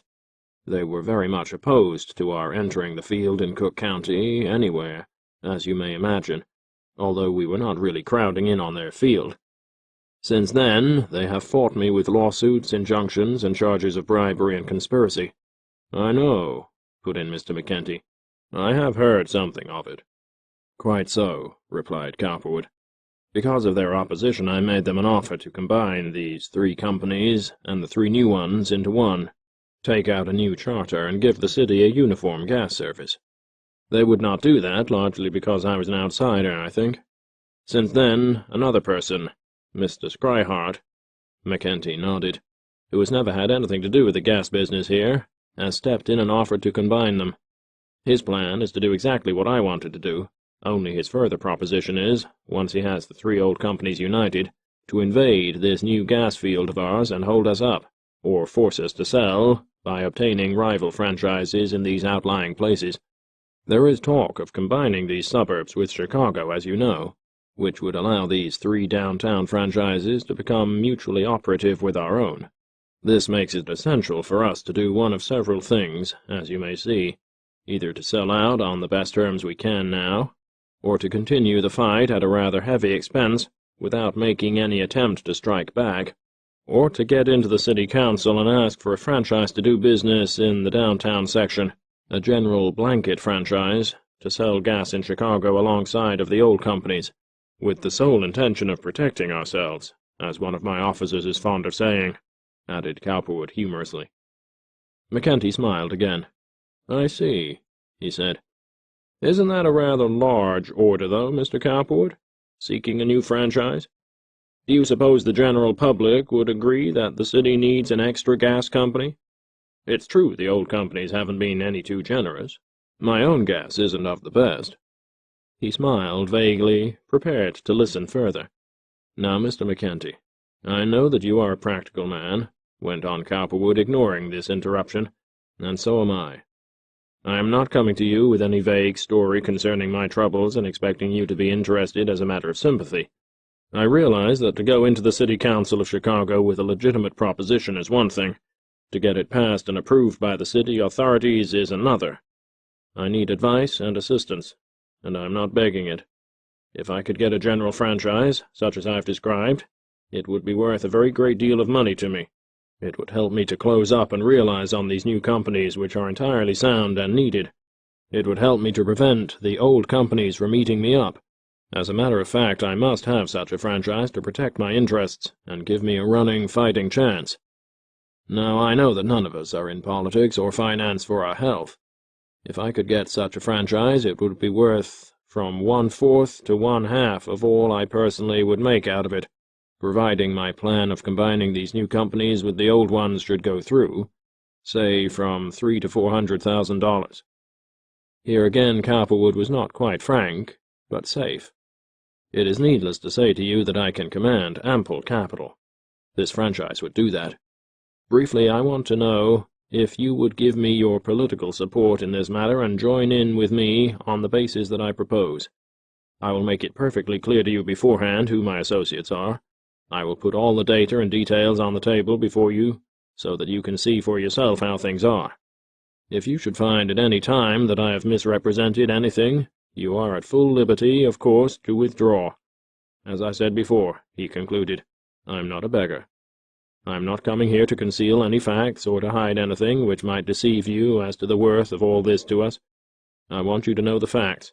I want you to give me your aid on such terms as you think are fair and equitable. Really, the only trouble with me in this situation is that I am not a silk stocking. If I were, this gas war would have been adjusted long ago. These gentlemen who are so willing to reorganize through Mr. Scryhart are largely opposed to me because I am, comparatively, a stranger in Chicago, and not in their set. If I were—" he moved his hand slightly, "I don't suppose I would be here this evening asking for your favor, although that does not say that I am not glad to be here, or that I would not be glad to work with you in any way that I might. Circumstances simply have not thrown me across your path before." As he talked, his eye fixed McKenty steadily, almost innocently, and the latter, following him clearly, felt all the while that he was listening to a strange, able, dark, and very forceful man. There was no beating about the bush here, no squeamishness of spirit, and yet there was subtlety, the kind McKenty liked.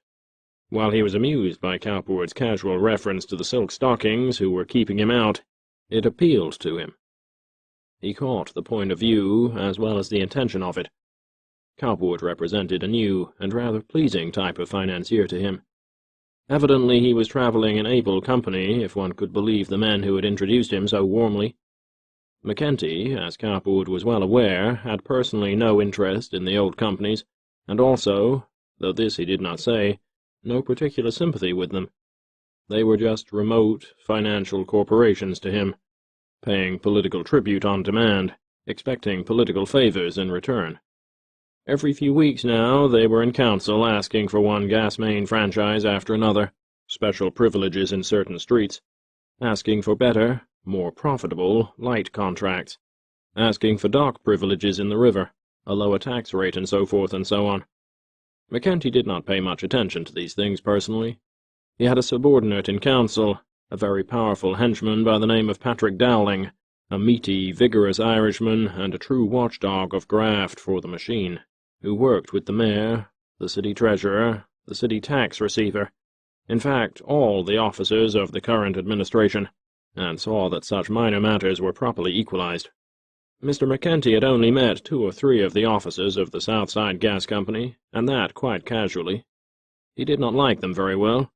The truth was that the old companies were officered by men who considered politicians of the McKenty and Dowling stripe as very evil men. If they paid them, and did other such wicked things, it was because they were forced to do so. "Well," McKenty replied, fingering his thin gold watch-chain in a thoughtful manner, "that's an interesting scheme you have. Of course, the old companies wouldn't like you asking for a rival franchise, but once you had it, they couldn't object very well, could they?" He smiled. Mr. McKenty spoke with no suggestion of a brogue. "From one point of view it might be looked upon as a bad business, but not entirely. They would be sure to make a great cry, though they haven't been any too kind to the public themselves. But if you offered to combine with them, I see no objection.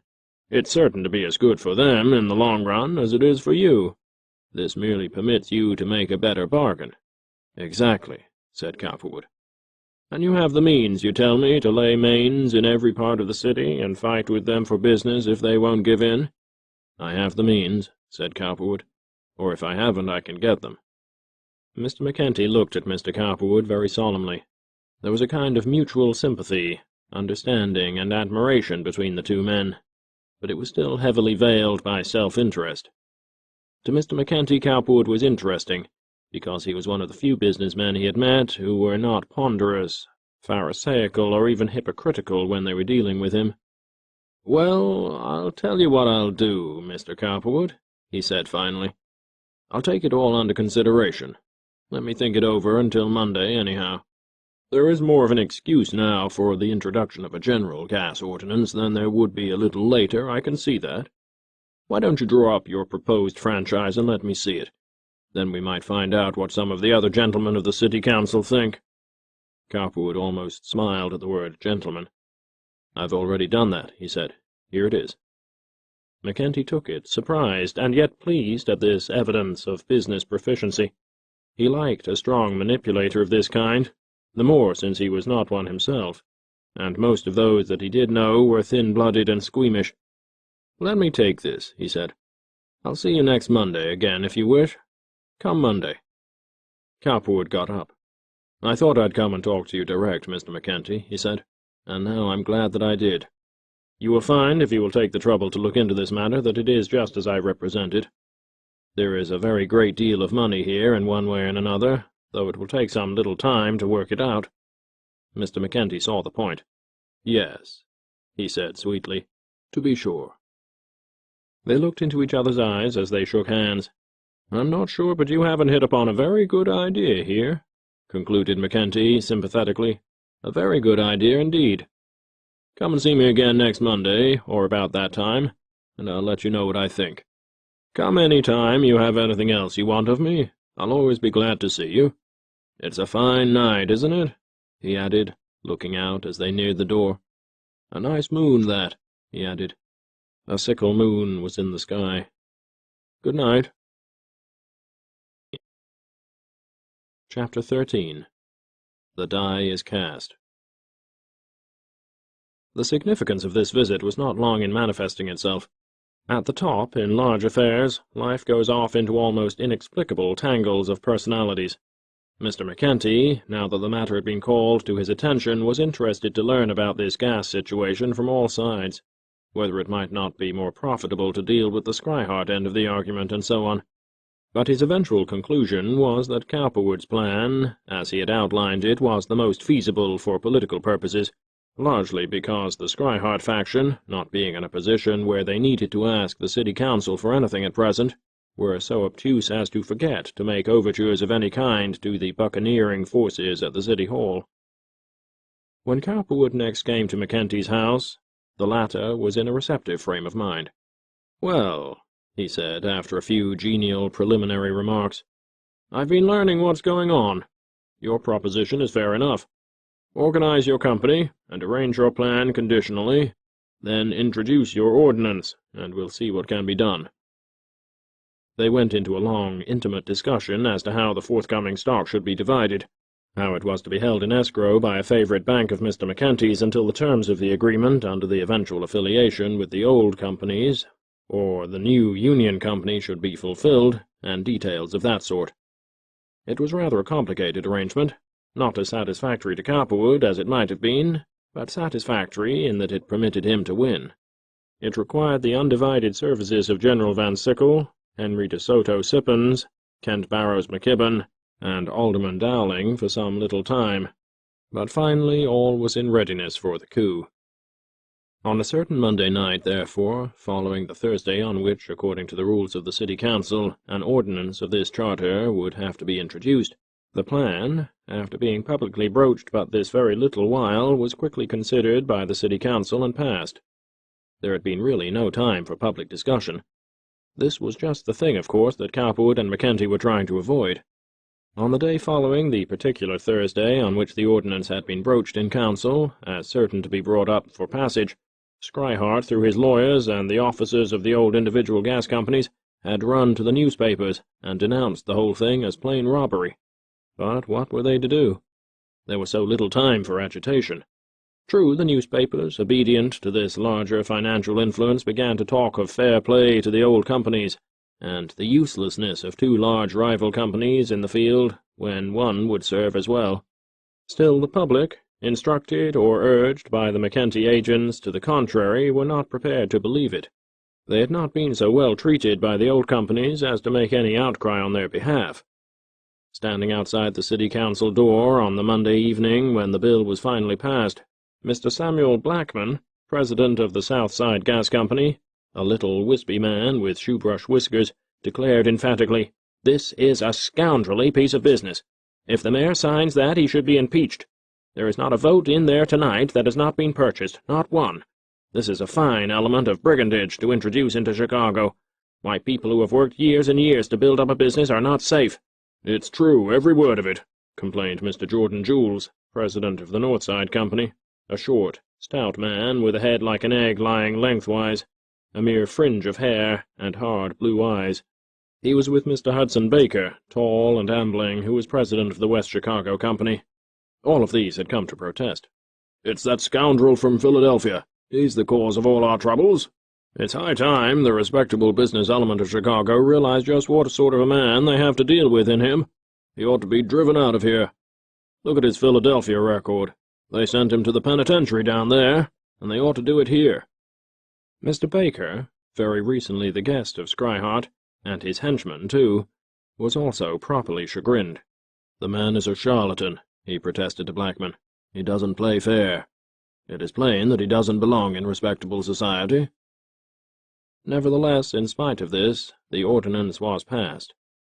It was a bitter lesson for Mr. Norman Schryhart, Mr. Norrie Sims, and all those who had unfortunately become involved. A committee composed of all three of the old companies visited the mayor, but the latter, a tool of McKenty, giving his future into the hands of the enemy, signed it just the same. Cowperwood had his franchise, and, groan as they might, it was now necessary, in the language of a later day, to step up and see the captain. Only Schryhart felt personally that his score with Cowperwood was not settled. He would meet him on some other ground later. The next time he would try to fight fire with fire. But for the present, shrewd man that he was prepared to compromise. Thereafter, dissembling his chagrin as best he could, he kept on the lookout for Cowperwood at both of the clubs of which he was a member. But Cowperwood had avoided them during this period of excitement, and Mahomet would have to go to the mountain. So, one drowsy June afternoon, Mr. Schryhart called at Cowperwood's office. He had on a bright, new, steel-grey suit and a straw hat. From his pocket, according to the fashion of the time, protruded a neat, blue-bordered silk handkerchief, and his feet were immaculate in new, shining Oxford ties. "I'm sailing for Europe in a few days, Mr. Cowperwood," he remarked genially, "and I thought I'd drop around to see if you and I could reach some agreement in regard to this gas situation. The officers of the old companies naturally feel that they do not care to have a rival in the field, and I'm sure that you are not interested in carrying on a useless rate war that won't leave anybody any profit. I recall that you were willing to compromise on a half-and-half basis with me before, and I was wondering whether you were still of that mind." Sit down, Mr. Schryhart," remarked Cowperwood cheerfully, waving the newcomer to a chair. "I'm pleased to see you again. No, I'm no more anxious for a rate war than you are. As a matter of fact, I hope to avoid it, but as you see, things have changed somewhat since I saw you. The gentlemen who have organized and invested their money in this new city gas company are perfectly willing, rather anxious, in fact, to go on and establish a legitimate business. They feel all the confidence in the world that they can do this, and I agree with them. A compromise might be effected between the old and the new companies, but not on the basis on which I was willing to settle some time ago. A new company has been organized since then, stock issued, and a great deal of money expended. This was not true. That stock will have to figure in any new agreement. I think a general union of all the companies is desirable, but it will have to be on a basis of 1, 2, 3, or 4 shares, whatever is decided, at par for all stock involved. Mr. Scrihart pulled a long face. "Don't you think that's rather steep?" he said solemnly. "Not at all, not at all," replied Cowperwood. "You know, these new expenditures were not undertaken voluntarily." The irony of this did not escape Mr. Scrihart, but he said nothing.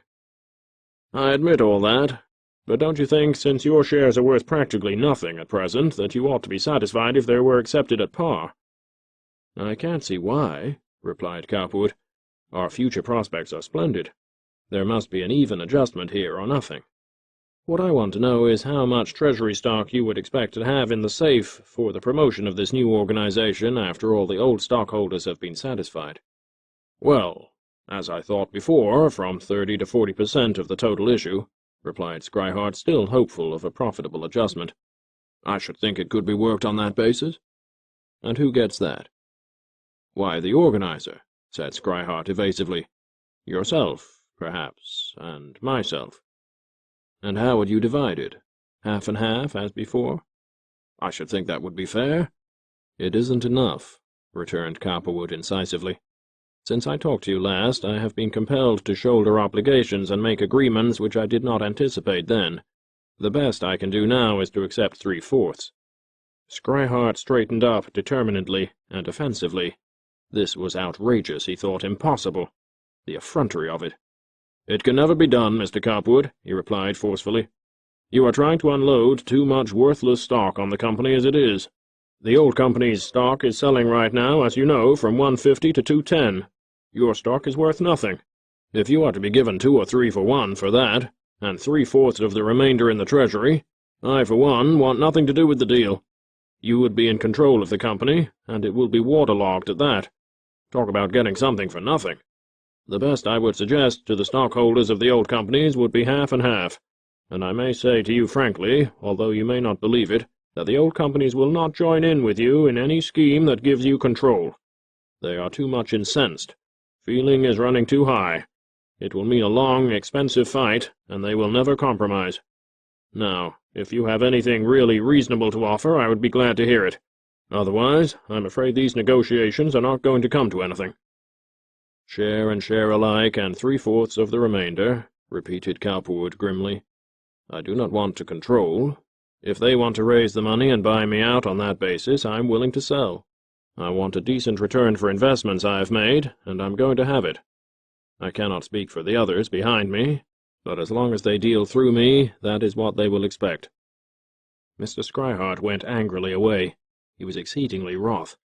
This proposition, as Cowperwood now outlined, was buccaneering at its best. He proposed for himself to withdraw from the old companies if necessary, to close out his holdings, and let the old companies deal with Cowperwood as best they could.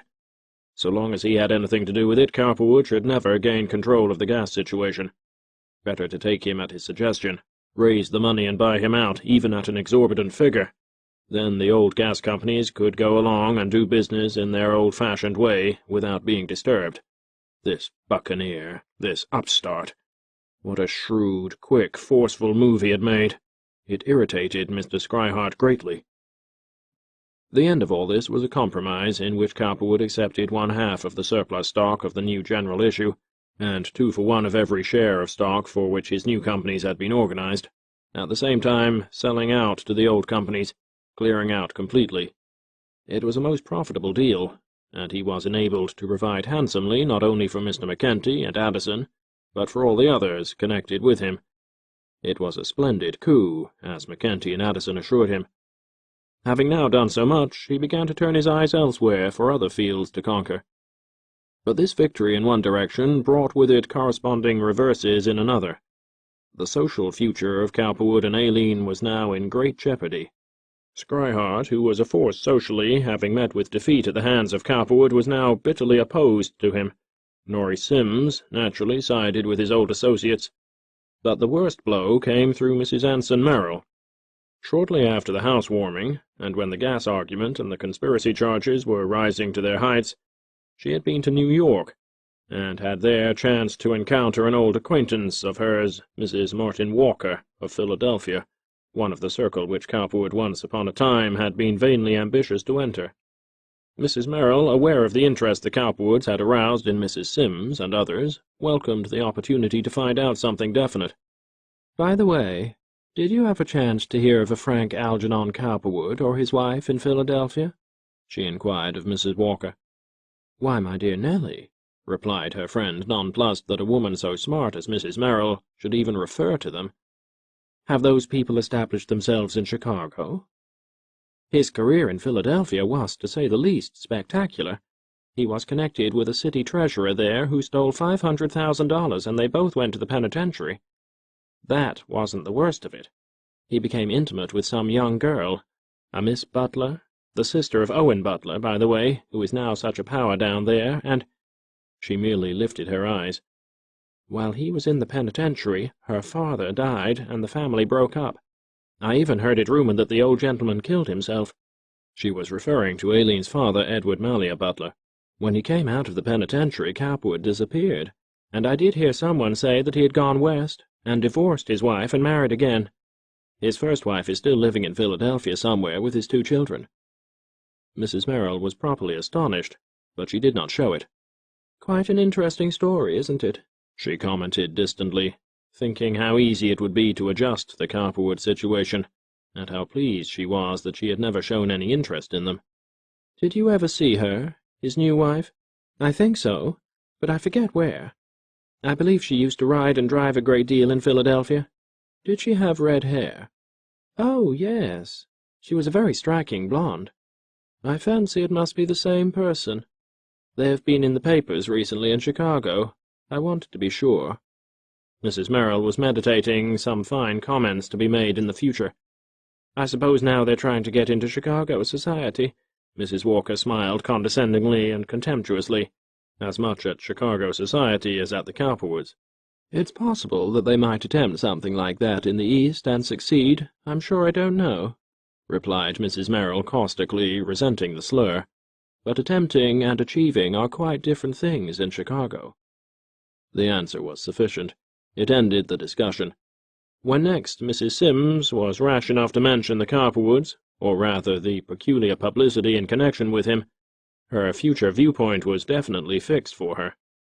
"If you take my advice," commented Mrs. Merrill finally, "the less you have to do with these friends of yours, the better. I know all about them. You might have seen that from the first. They can never be accepted."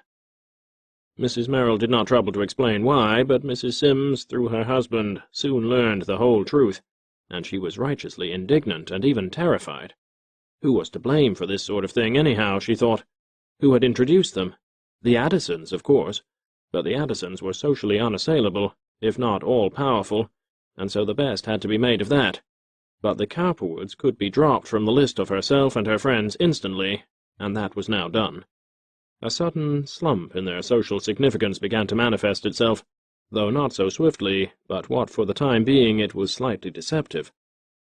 The first evidence of change which Aileen observed was when the customary cards and invitations for receptions and the like, which had come to them quite freely of late, began to decline sharply in number, and when the guests to her own Wednesday afternoons, which rather prematurely she had ventured to establish, became a mere negligible handful. At first she could not understand this, not being willing to believe that, following so soon upon her apparent triumph as the hostess in her own home, there could be so marked a decline in her local importance.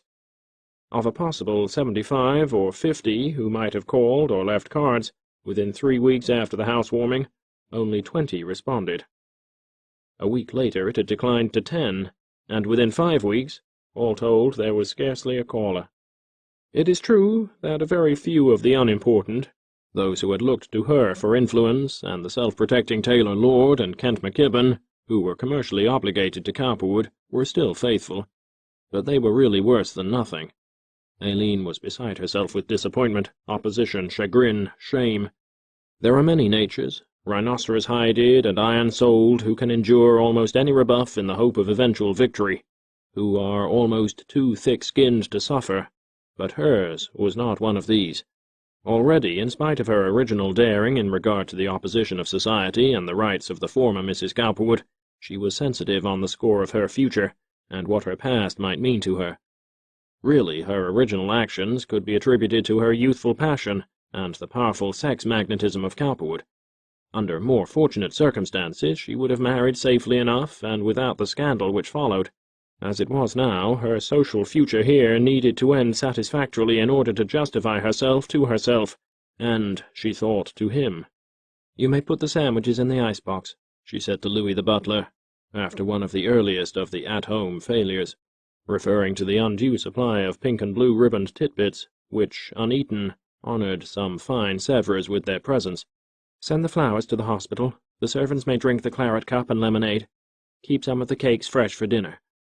The butler nodded his head. "Yes, madame," he said. Then, by way of pouring oil on what appeared to him to be a troubled situation, he added, "It's a rough day. I suppose that has something to do with it." Aileen was aflame in a moment. She was about to exclaim, "Mind your business," but changed her mind. "Yes, I presume so," was her answer, as she ascended to her room. If a single poor at-home was to be commented on by servants, things were coming to a pretty pass. She waited until the next week to see whether this was the weather or a real change in public sentiment. It was worse than the one before. The singers she had engaged had to be dismissed without performing the service for which they had come. Kent McKibbin and Taylor Lord, very well aware of the rumours now flying about, called, but in a remote and troubled spirit. Aileen saw that too. An affair of this kind, with only these two, and Mrs. Webster Israels and Mrs. Henry Huddleston calling, was a sad indication of something worse. She had to plead illness and excuse herself. The third week, fearing a worse defeat than before, Aileen pretended to be ill. She would see how many cards were left. There were just 3. That was the end. She realized that her at-homes were a notable failure. At the same time, Cowperwood was not to be spared his share in the distrust and social opposition which was now rampant. His first inkling of the true state of affairs came in connection with a dinner which, on the strength of an old invitation, they unfortunately attended at a time when Aileen was still uncertain. It had been originally arranged by the Sunderland Sleds, who were not so much socially, and who, at the time it occurred, were as yet unaware of the ugly gossip going about, or at least of society's new attitude toward the Cowperwoods.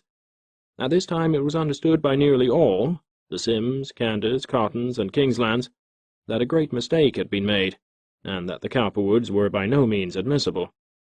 To this particular dinner a number of people whom the latter knew had been invited. Uniformly all, when they learned or recalled that the Cowperwoods were expected, sent 11th-hour regrets. So sorry.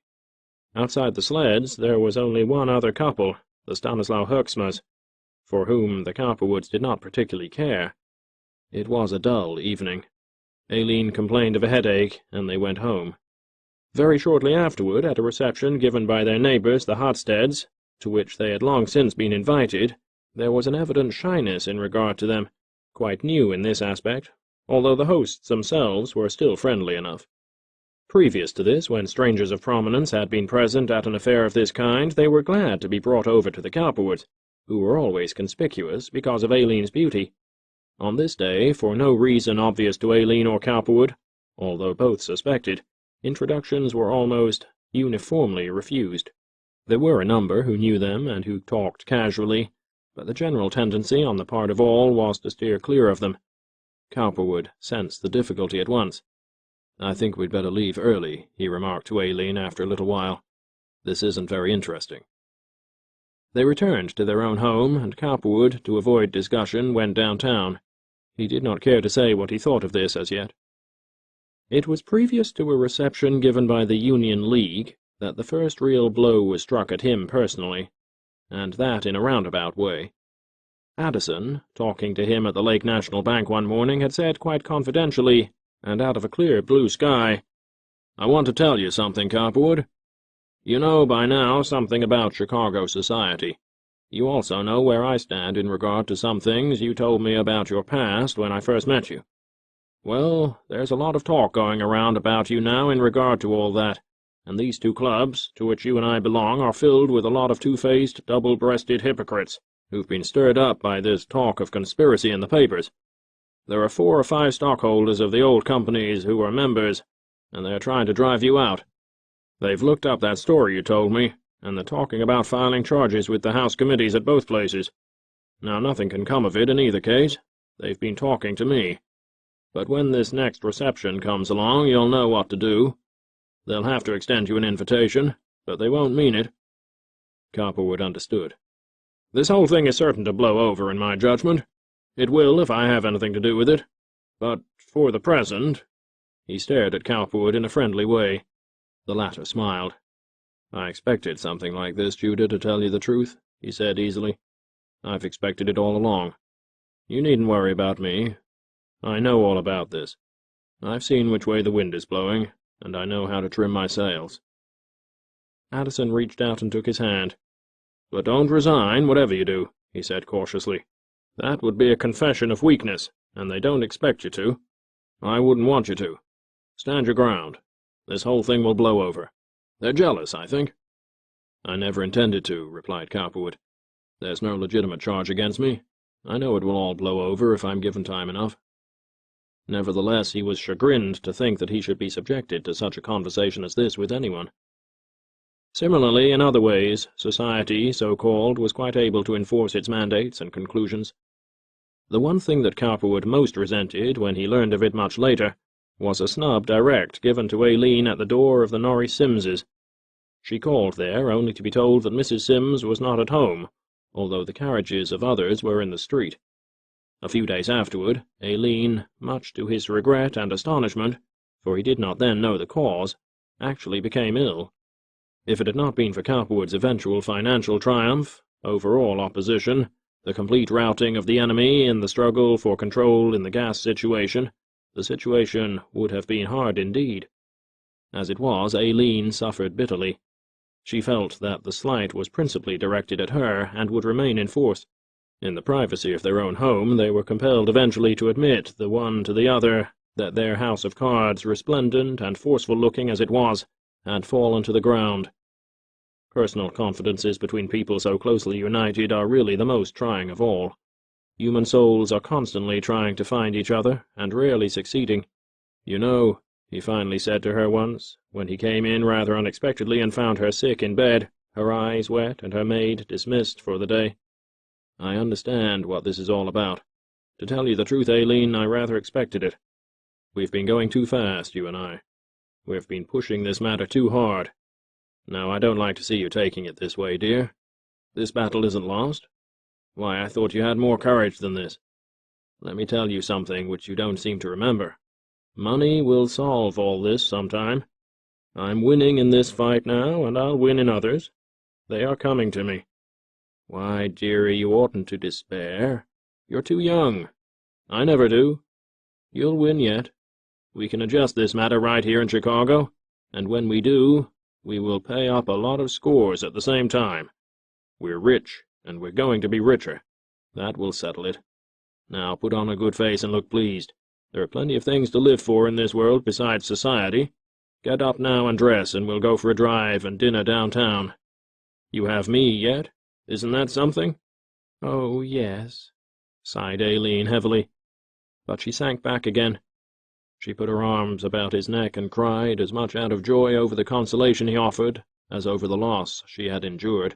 "It was as much for you as for me," she sighed. "I know that," he soothed. "But don't worry about it now. You will come out all right. We both will. Come, get up." Nevertheless, he was sorry to see her yield so weakly. It did not please him. He resolved some day to have a grim adjustment with society on this score. Meanwhile, Aileen was recovering her spirits. She was ashamed of her weakness when she saw how forcefully he faced it all. "Oh, Frank," she exclaimed finally, "you're always so wonderful. You're such a darling." "Never mind," he said cheerfully. If we don't win this game here in Chicago, we will somewhere." He was thinking of the brilliant manner in which he had adjusted his affairs with the old gas companies and Mr. Scryhart, and how thoroughly he would handle some other matters when the time came.